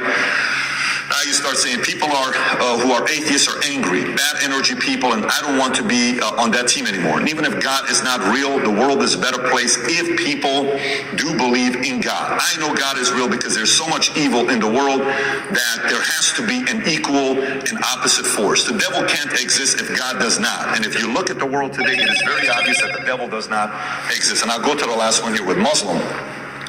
Quotes from you. Christians don't have a religion anymore because they tolerate everything and stand for nothing. And by the way, I actually agree with you, the fact that they're tolerating way too much. Islam is the last religion on the planet. God is something to be feared, respected, and to prove yourself to, which means you got to earn his right. It's hey, I want to earn your right and your respect, right? How did you go, if you don't mind talking about your own evolution? Because us as men, if you knew me at 25 years old, you probably would have liked that party with me. I was a selfish guy. I was a guy you would have thought I was, right?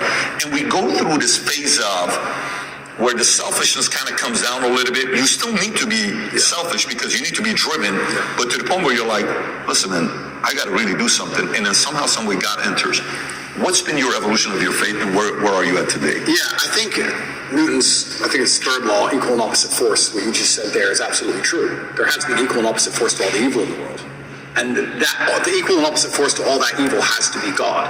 And I've talked about this at length even with atheists, and I try and say that regardless of whether you're an atheist or not, you're thinking of God as a man in the sky, but you need to think of God as a concept as a whole. And once you do that, it's impossible to accept that he doesn't exist, right? I said to the atheists, I said, let's say there was two islands. They're shipwrecked, right? And there's two islands. Both of them are full of savages. On one island, you and your friend are shipwrecked. On one island, your friend goes and he crashes and they kill him and they eat him. And you go to another island and they want to kill you and eat you, but they don't because it's against their religion. Did God save your life? Who cares? Who doesn't even know the name of their God? But their God said, don't kill shipwrecked survivors. And now you're alive. So their God saved your life. The concept of God in and of itself saved your life. You owe God just for the concept of it, the idea of it. So even the idea of opposing evil as a whole is a belief in God. So you're either an evil person or you believe in God in some regard. And then once I understood that there had to be an equal and opposite force, I was raised Christian. I live in a Christian nation. Romania is actually, I think, the second or third most Christian country on earth. It's a very Christian country here. It's churches everywhere. They strongly believe. And that's where I began my journey. But I always had a very healthy respect for Islam because I understand that to a degree, to have a religion at all, you have to have an intolerance to a degree. Because without an intolerance, you don't have rules. You don't have laws. You don't have any, like you said, you have to earn God's respect.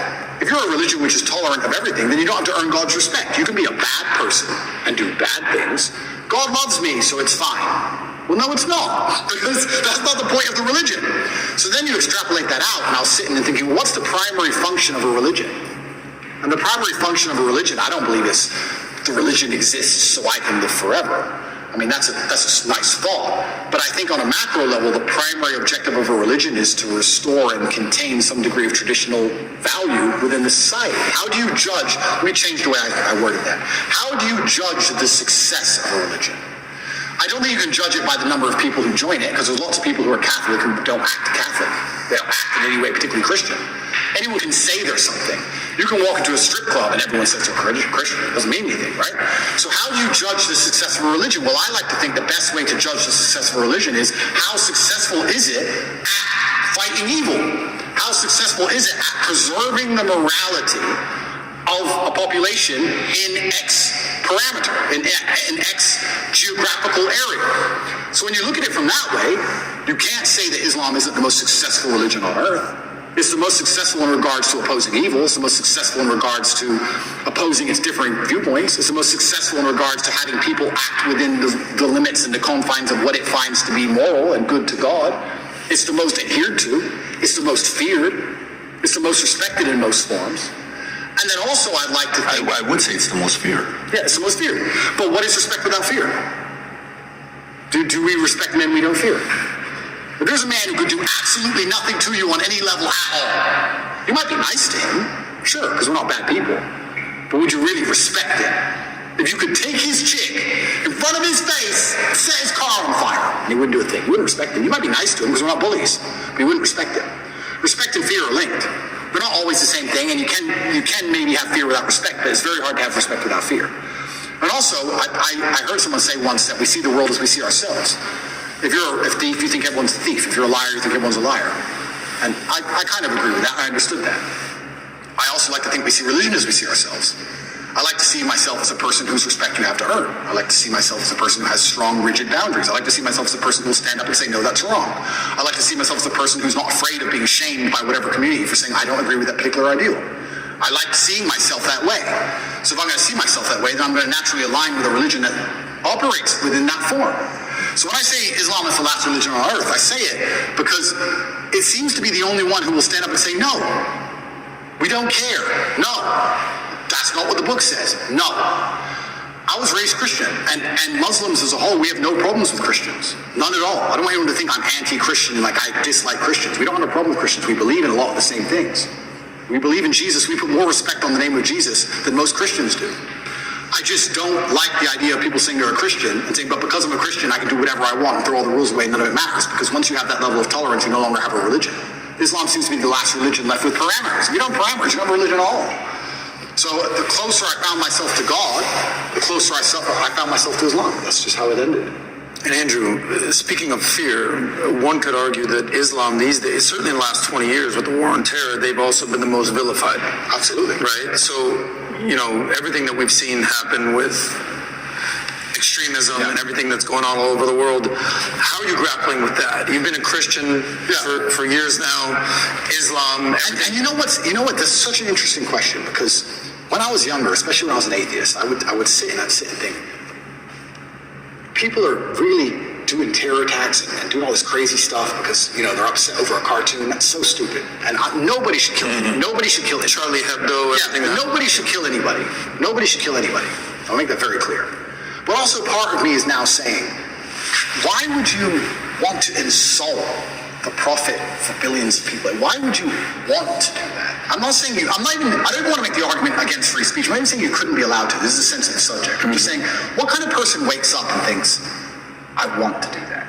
I don't know. I just don't think that's a healthy mindset. Like when I see these Satanists, and they're, especially in America, and they're doing, let's keep it on Christianity, these Satanists, and they're dressing up Jesus as gay and all this stuff, like, that's not done in any kind of good faith. There's no good reason to do that. That's done with genuinely malicious intention. And what kind of people want to do that? And then the answer by extension is, I thought America was a Christian country. So how can you have a Christian country where the prophets of the religion are mocked to the highest possible levels within the confines of the country and it's promoted? Is that a Christian country? Doesn't seem like a Christian country to me. I don't think the same thing would happen with Islam in Saudi Arabia. I can't imagine that happening. So how can you say we're a Christian country, but everyone's mocking our God on the streets? Ha ha ha. It's on Netflix. Ha ha ha. That's not a Christian country to me. So if you're not a Christian country, then where's the religion? The religion's supposed to enforce certain boundaries. You're supposed to at least show it respect, you know? And it's also kind of interesting because in Christian countries, there's more respect for Islam than there is for Christianity. In a Christian country, name one.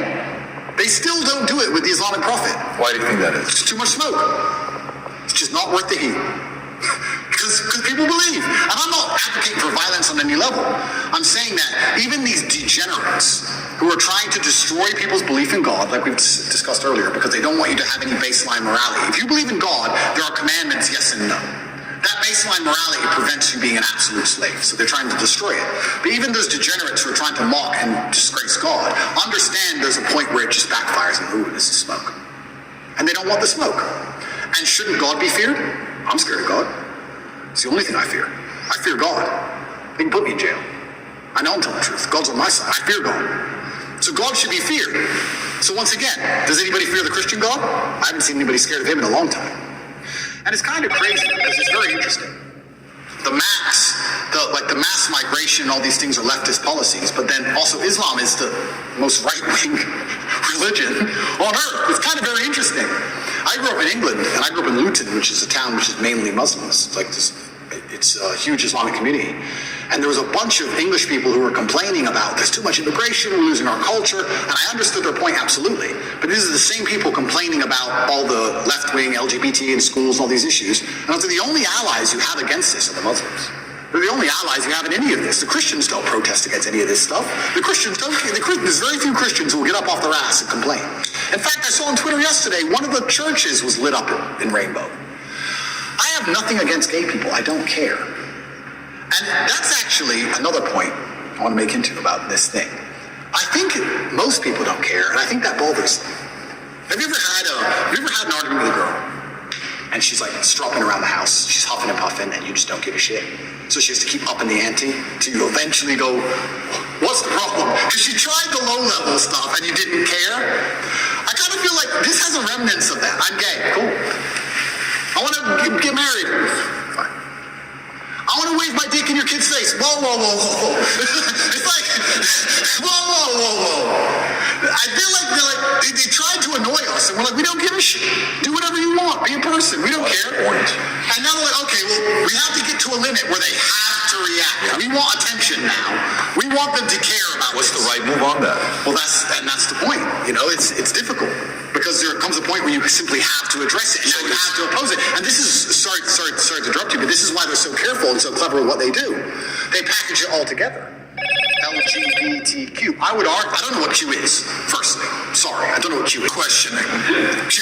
All right. I would argue that G and T are very different things. Beyond. A gay man and someone who's chopped the dick off are very different things. So they package it all together. So now, because the spectrum of your enemy is so large, you have people who are fully this way. Mm-hmm. You have people who we accept and are normal in society. We have no problem with gay people. And they put it all together. You're an enemy of all these people. And they complicate the argument and they mix it all together. And now you're a bigot. And really you just want your kids to be left alone. Really you just want to leave the children alone. Of course. All you want to do is leave your kids alone. And then it's like, okay, I'm now raising children. I have more children than most people would believe. How do I protect my children from this insanity? God. Which God can protect my children? Allah, Islam. I'll move them to Dubai or Saudi Arabia. And none of this will happen. Can I trust a Christian nation? Some of them. Romania is a Christian nation, and to a large degree, they oppose quite a lot of this stuff. But they're also NATO, and they're also EU, and they also rely on bailouts and grants and money. And on a long enough time frame, even in the 7 years I've lived here, I have watched certain attitudes change because money buys influence and power. So Andrew, not to cut you off, how much of you converting from Christianity to Islam is actually the belief in God versus the societal pressures that are facing children? Because it seems like it's a little bit of both. For you to believe in God, you have to respect him. How can I believe and put my life in the hands of someone I don't respect? And I'm going to respect a God which is feared. Yeah, but it's a vertical relationship, right? It's not a horizontal. If you base it horizontally, they're going to disappoint you. If you think about, if you're going to believe, let's go believe Prophet Muhammad, his teaching, and let's go believe the Bible, NIV, and Jesus, Father, for God so loved the world that he gave his, you gave your son for me. Let's say that's true, and you're doing it based on faith. Who would do such a thing for me? What a level of sacrifice for you to do that. Who am I for you to be so worried about me? If you look at it from that angle, it's not necessarily coming from a place of fear. It's coming from a place of grace. It's coming from a place of love. It's coming from a place of, absolutely, a different feel. Because I do believe the part that upsets me is the fear aspect. That they're allowing others to mock your God, to mock Jesus, to mock whatever religion it is you're a part of, and you're kind of like, oh, they're just funny, man.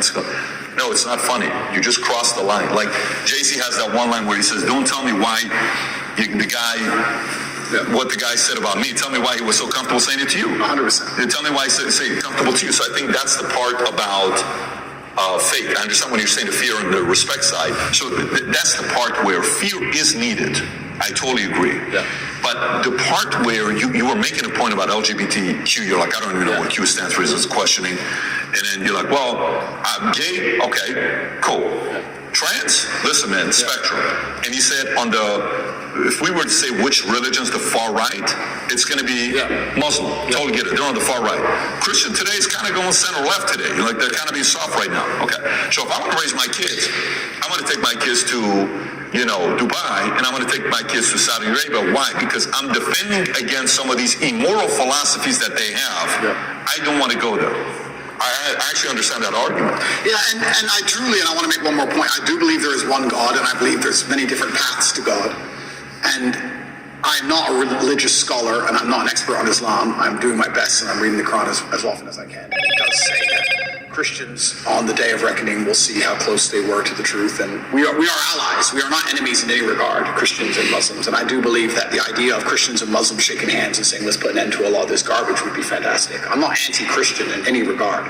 I just found myself, as I became more and more religious, seeking and looking for a faith which not only I could be proud of, but a faith which was guiding in regards to, I don't know what a Christian would answer to certain questions nowadays. What does a Christian answer to? I'm a transsexual and I want to show your kids my genitals. What's a Christian? Well, a Christian's supposed to say no, do they?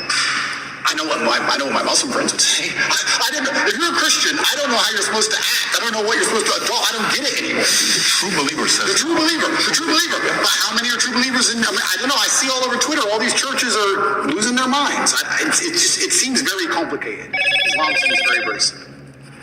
You know what's right, you know what's wrong. I have a question regarding, we talked about tolerance and acceptance.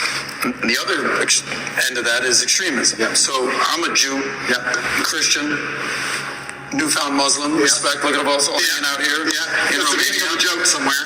So we're talking about accepting I have gay friends, I have lesbian friends, bisexual. The T stuff is what, it's kind of like, all right, what's actually even happening here?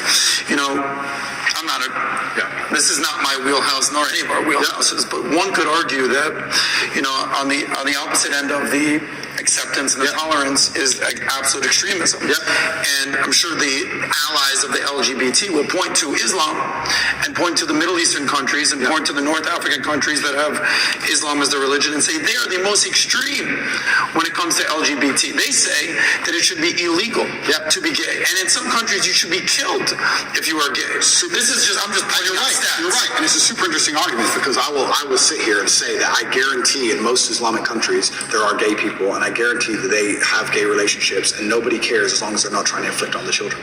It's illegal to walk down the street and do indecent things in front of children. But I guarantee you, if you were gay in a lot of these countries, privately, nobody would care because they're trying to preserve the family unit. And to a degree, you have to always protect innocence. When you talk about extremism, I would be friends with a gay person. Yes, I'm a Muslim, but I would be friends with a gay person because if a full-grown man decides to make a decision, it's his decision to make.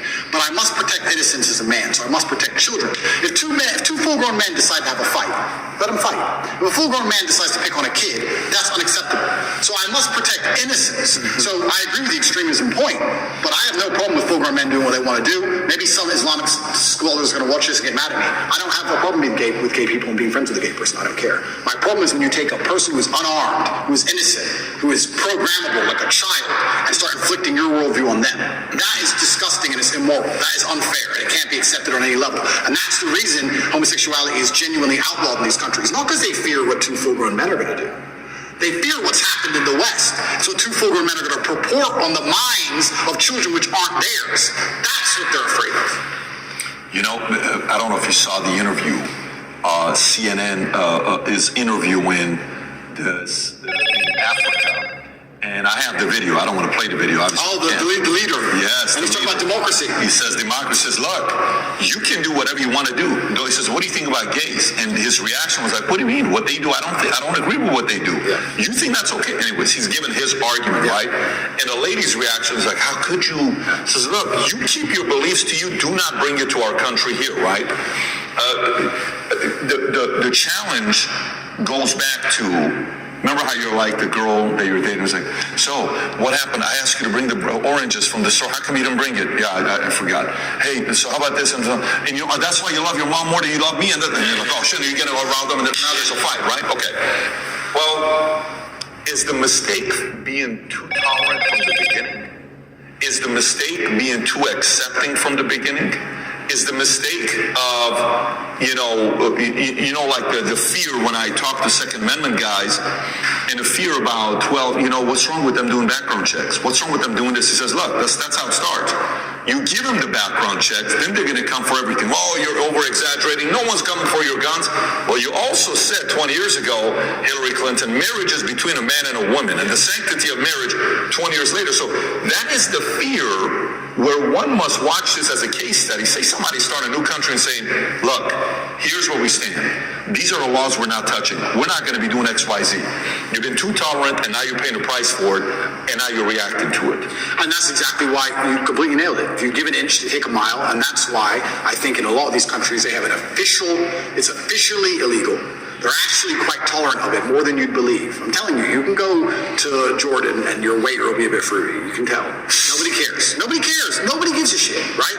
But they have it officially illegal to prevent it ever bleeding out into actually affecting the mindset of society. You can do what you want, you're a full-grown man, but society is based on family, traditional family values. That's how our society is based. That's how we show ourselves to the world, and that's not going to be affected or changed. I was going to say that's why you see you talk about the collapse of Western society, specifically America. You see decline in values. Wall Street Journal came out with that article that said family values plummeting, religion plummeting, being a being a community organizer plummeting. Everything's plummeting in America other than money. People are focusing on money. Connect is an application which allows you to take a minute to connect with influencers from all around the world. My name is Andrew Tate, and I'm available to speak directly to you on Connect. So it's interesting while you're talking about this whole religion thing. While you're in, who has reached out to want to support? We talked about this last time briefly. Being a Muslim yourself, have some of the most powerful Muslims reached out, trying to help out, figuring out a way to get you out? Yeah, absolutely. They certainly have. And also the amount of mail I got from Muslims around the world was completely incredible. When I was in the cell with Tristan, he said, well, I'm Christian. Nobody's written to me. Yeah, so it was kind of amazing the support that you have from the Brotherhood, and you certainly feel part of the family, and I've had a lot of support from them as a whole.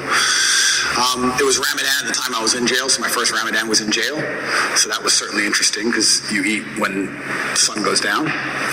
And my meal came when the sun was up, so I'd have to cover it up and try and hide it from cockroaches and wait for the sun to go down and then eat it cold by myself. But I felt like, if you're going to do it the first time, you may as well jump in the deep end and do it hard. So I did that, and that was an experience.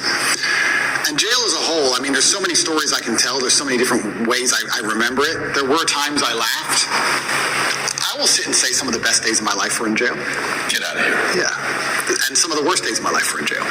But there were days where me and Tristan, when we were finally in the same cell, there's times we laughed like we've never laughed before. I'll sit and admit that's absolutely not really true. I feel like if you're going to be the kind of person who strives for an exceptional life, which is what I am, I think I'd be a coward if I said I want an exceptional life, but I only want it to be exceptional in a good way. I don't think that's genuine. I want an exceptional life. Exceptional means away from the norm. And away from the norm means flying your Bugatti on a jet to Dubai and taking your own plane to meet it there. And it also means a Romanian dungeon with cockroaches on New Year's Eve. They're both exceptional experiences. And the times I was with my brother and it was just him and I, we truly had some genuine days where we laughed like we always laugh. Me and him laugh and have fun on a private jet, and we laughed and had fun in a Romanian prison cell because that's just who we are. And I also have to give my brother some credit while we're here. I would like to state that I absolutely genuinely believe I have the best brother in the world. And I'll tell you why. I always knew I had the best brother in the world, but he proved it in jail, and I'll tell you why.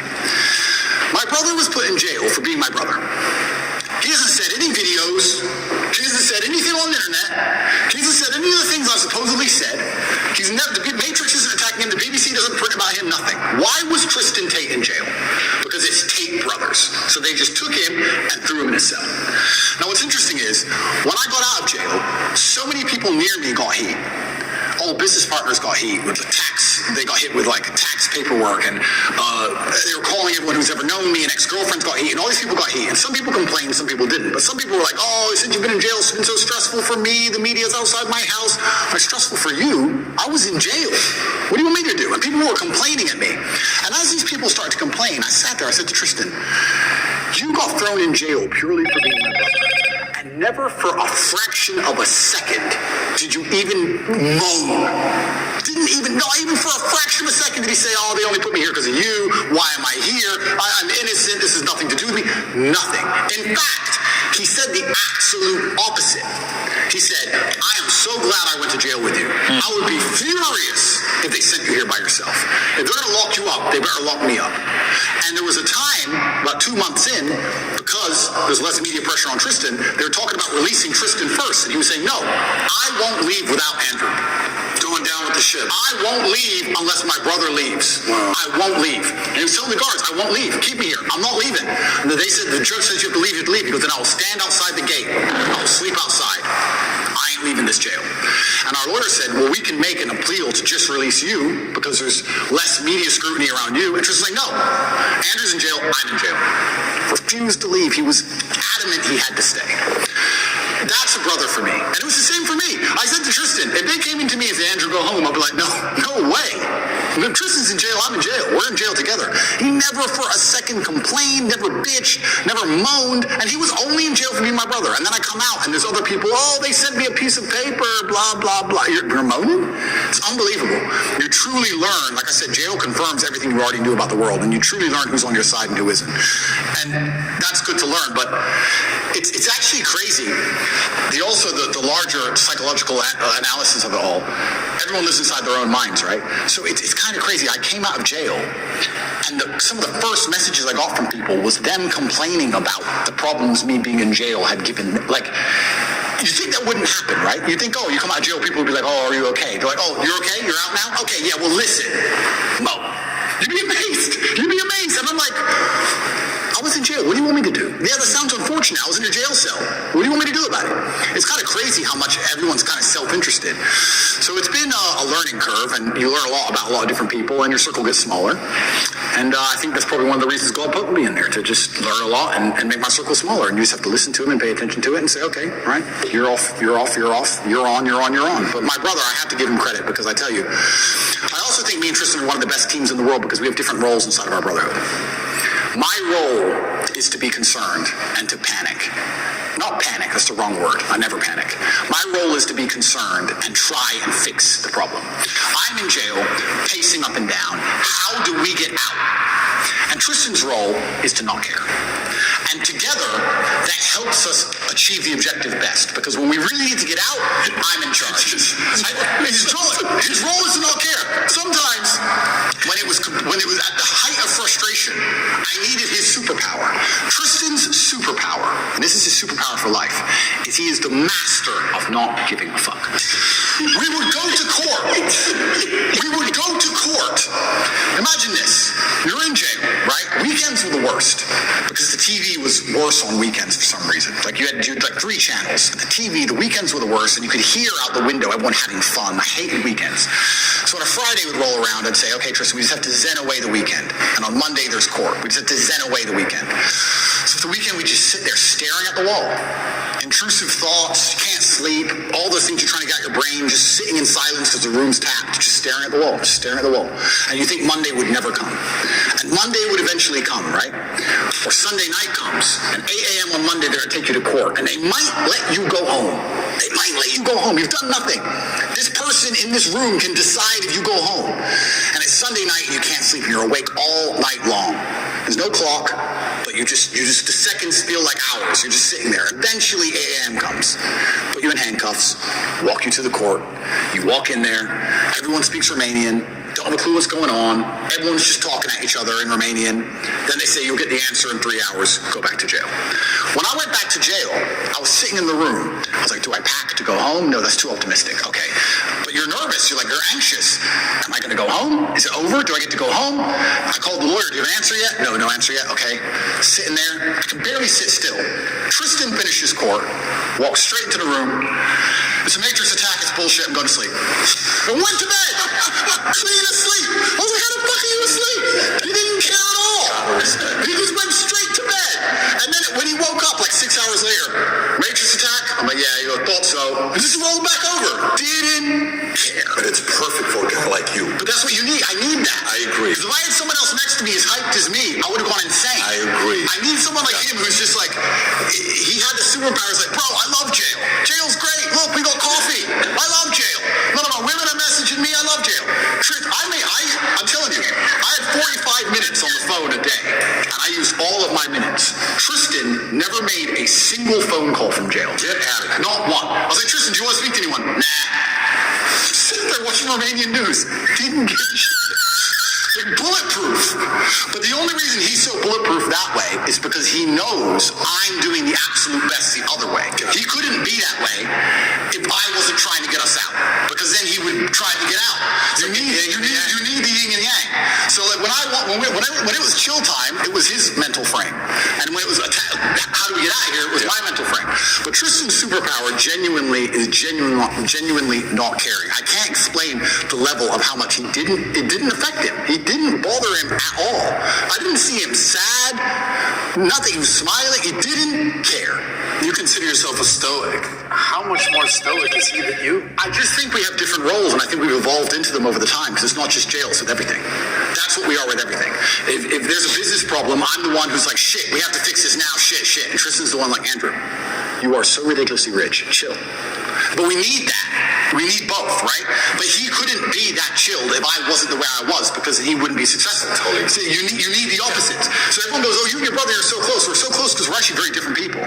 But yeah, he was amazing in jail. And even afterwards, I still struggle to sleep. He sleeps fine, because I think my experience of jail was a far more stressful one, but I adopted that. Now, I'm not saying I couldn't have done what Tristan did. I could have done what Tristan did. If I were to go into jail and say, your MO is to not care, I could not care. But my MO was, how do I get out of this matrix attack? So I was the most stressed I've ever been in my life. So that's carried over. So I don't sleep. He sleeps fine, but he slept fine in jail. So why wouldn't he sleep fine now, right? So yeah, it was interesting, but I have to give him props, because it's amazing to have that level of clarity. And he said things which were absolutely and utterly true, things I already knew, but it was nice to hear. I want to ask you a question about this. So I have 2 boys, right? And one that they're going to watch this. They're not going to watch it right now. They're 11, 9, but they're going to watch this, right? And in school, I'll go and the kids that are, 11, 12, 13, they're like, you're Andrew Tate, how was that interview? Oh my God. So 11-year-old kids are watching these types of content, but that's pretty wild where they're at. But here's a question about brothers. there's a lot of brothers out there. As a father, there's certain principles I'm teaching them, okay? One, if you can speak from the idea of how your bond was built based on a man, your father, Emery, injecting certain values and principles in the two of you. You guys better do this. I don't want to see this. And then which part of the code did you guys create? Because there's friendship, but there's brotherhood. There's a very different story. Absolutely. How was that developed? Yeah, so my father, and I have endless stories about my father. A lot of people who dislike me would call him an extremist. I don't think he was an extremist. I truly believe I had the best father on the planet. And from a very young age, he made it clear. He said, look, you're Tate and you're going to have enemies. You're going to have people who are against you. Your best bet is to be a team. So whenever me and Tristan would fight, which happened, we got put in a room together. And we had to sit in that room. And my dad would say 3 hours or 4 hours in silence. He'd sit us down in the room, here, looking at each other and say, if I hear a noise, I'm starting the time again. And we'd have to just, how do you know you're a kid and you fight and you're furious and you're so mad? And then you're sitting across from the person you hate. Silent. Because if you make a noise, Dad gets mad. And Dad's outside, right? So just sit there. 2 hours, don't make a noise. We'd stare at each other. And over time, we thought, every time Dad was home, we just stopped fighting. Because it wasn't worth it, sitting in this isolation, weird, silent stare thing. Because that's what happened on repeat. It happened like 5 times and we just stopped fighting. We'd fight all the time when Mom was home. And when Dad would come home, we'd literally just look at each other like truce. Like, we don't want to sit and do this thing we had to do. So we became a team, and then I think it evolved from there because there's always been a hierarchy. I am the older brother, I'm the bigger brother. He does respect me for that. We both have opinions, but it can be vetoed by me in the end. And we have our specific roles. My specific role is I'm the one who takes the most action. I'm the one who over worries. I believe, especially in business and many other things, I say it to all my staff. I say react fast, react early. Like panic early. Like panic now. I don't believe in waiting for things. It's just not who I am. I can give you a million different examples. If my email processor, this happened for my cancellation, said, we'll put your account under review. You'll have an answer in 72 hours. As soon as I get that email, within 3 minutes, I'm like, get a new one. Get a new one. I've never waited for anything in my life and it worked. I've never waited and it worked out fine. Ever. Every time it's your cancel, every time it's your deleted, every time someone like, get a new one now. Just get a new one. I need today's email out. Get a new one. We can't get a new one. No one will accept us. Build one. So in a day, we build our own.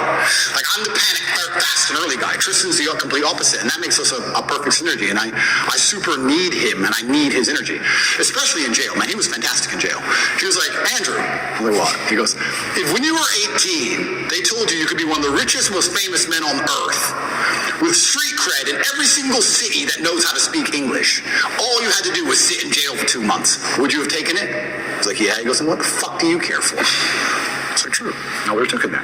He goes, and then he used to say that, what kind of man hasn't been to jail? That's what he was saying. He used to say, what kind of man hasn't been to jail? He loved jail.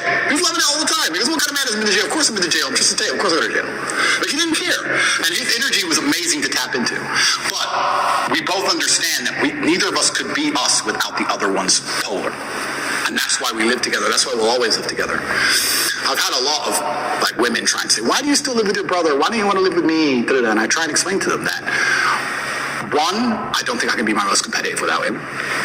2, I'm most emotionally stable with him. I like the idea. I'm most competitive with him. I'm my best version of me. If it doesn't matter if I have to go into a fight, it doesn't matter if I have to run a business, I'm better with Tristan by my side than I would be by myself.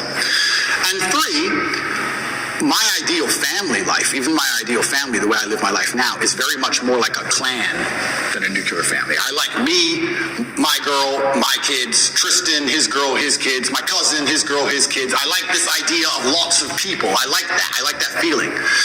So girls say to me, well, you don't want a family. Like, no, I want a family bigger than you want. I just don't want to just sit with you. I want a lot of people around me, and I think it's better for that. And I think it's better for the children especially also. I think they enjoy it more. But yeah, I've got the best brother on the planet. I truly do. And this is why I'm saying some of our best days of our lives are in jail. I was going to ask you that. You guys live here in this compound. It's an amazing place. I was going to ask you, you kind of just answered it, but you foresee yourself living with your brother the rest of your life? 1,000%. 1,000%. I can't imagine not wanting to live with Tristan. If you want privacy, you have privacy, right? We have a big house. So it is what it is on one wing. Yeah, it is what it is. But I can't imagine him not being around. If there's a problem, I just shout his name, or I just can't imagine it. And I know I'm my best self. Also, there's the overall male competition, the masculine competition that exists between us and between all men. So we live currently here. We got me, my brother's personal trainers here. We got camera guys here. We got war room guys here. We got loads of guys here. But I can give you a million examples. There was a record set next door we have a gym, and there's a stair machine, and there was a record set of 188 floors within a time frame. I came along and smashed it with 198. I only held the record for 45 minutes because someone beat it with 202. As soon as the record's beaten, everyone gets pissed off and puts their trainers on, puts their shoes on. As soon as it's beaten, everyone gets mad. Who beat it? Who beat it? And everyone goes, and that's how you push yourself to the level you never thought you'd be able to push yourself. 202. 202 floors in 30 minutes. Good luck. No, that was beaten with. Now it's 222. Been beaten again. I don't know if I'll ever get to that. But I'm still 198. I've got to try again. But the point is, when you have men around you, there's that natural masculine competition, and that's what drives you. If you're going to be the best version of yourself, even if you're a boxer training for a fight, you train with a team. You train with other boxers. You train with other boxers or other trainers. If you're on a football team, you're pushed by your team. I think life should be the same, right? Imagine you took the normal average man and you moved him into a house of 5 people, and you had a philosopher and a fitness expert and a hypnotist, whatever it was. That will make him a more competitive person overall, because he's trying to compete with all the other people who are on his level. You don't want to take bitch position. So I don't like the idea of my life without masculine competition. That's why I'll always say my brother. And if you met a girl one day who says, Tate, I want to have your babies, live with you, but it's kind of weird that your brother's here, what would you say to her? Yeah, a few of them have said that. I offer some degree of compromise. I'm like, look, we can have our own house separate if you really want, but I'm going to be spending a lot of time at that other house, including nights over. I want to stay with where my brother is. So you would compromise a little bit, but he's going to be living next door or with you. 100%. And I don't think, and that may be unusual in the Western world. I don't think that's unusual in many places. I love that, by the way. Well, you talk about this all the time. Oh, you don't even know how much I love that. Yeah, I love that. To me, as a kid, that was a dream. Like, if you could, right next to each other, there's a family in our community, billionaire family. They live right next to each other. The oldest son has the biggest house, 12,000 square feet. Then the youngest son has the second biggest house, 8,000 square feet. And the parents live in a 6,000 square foot house right next to each Absolutely. other. Okay? The 2 boys have 4 kids. The 8 kids are always together. Absolutely. What a great environment. Absolutely. It's a dream environment. Absolutely. I can't see how a person wouldn't buy into that, the benefits of it. And there's also benefits to the relationship, because I think you have a better relationship with your woman if she can go and talk with other women and be with women, and I'm with guys, and then you're together sometimes and you can split it up. It's better for everybody. This whole idea of just man, woman, boom, child bang, I understand where it's come from. I'm not saying it's all typically bad, but I do think that in those scenarios, there's a lot of men who are particularly miserable, particularly men especially.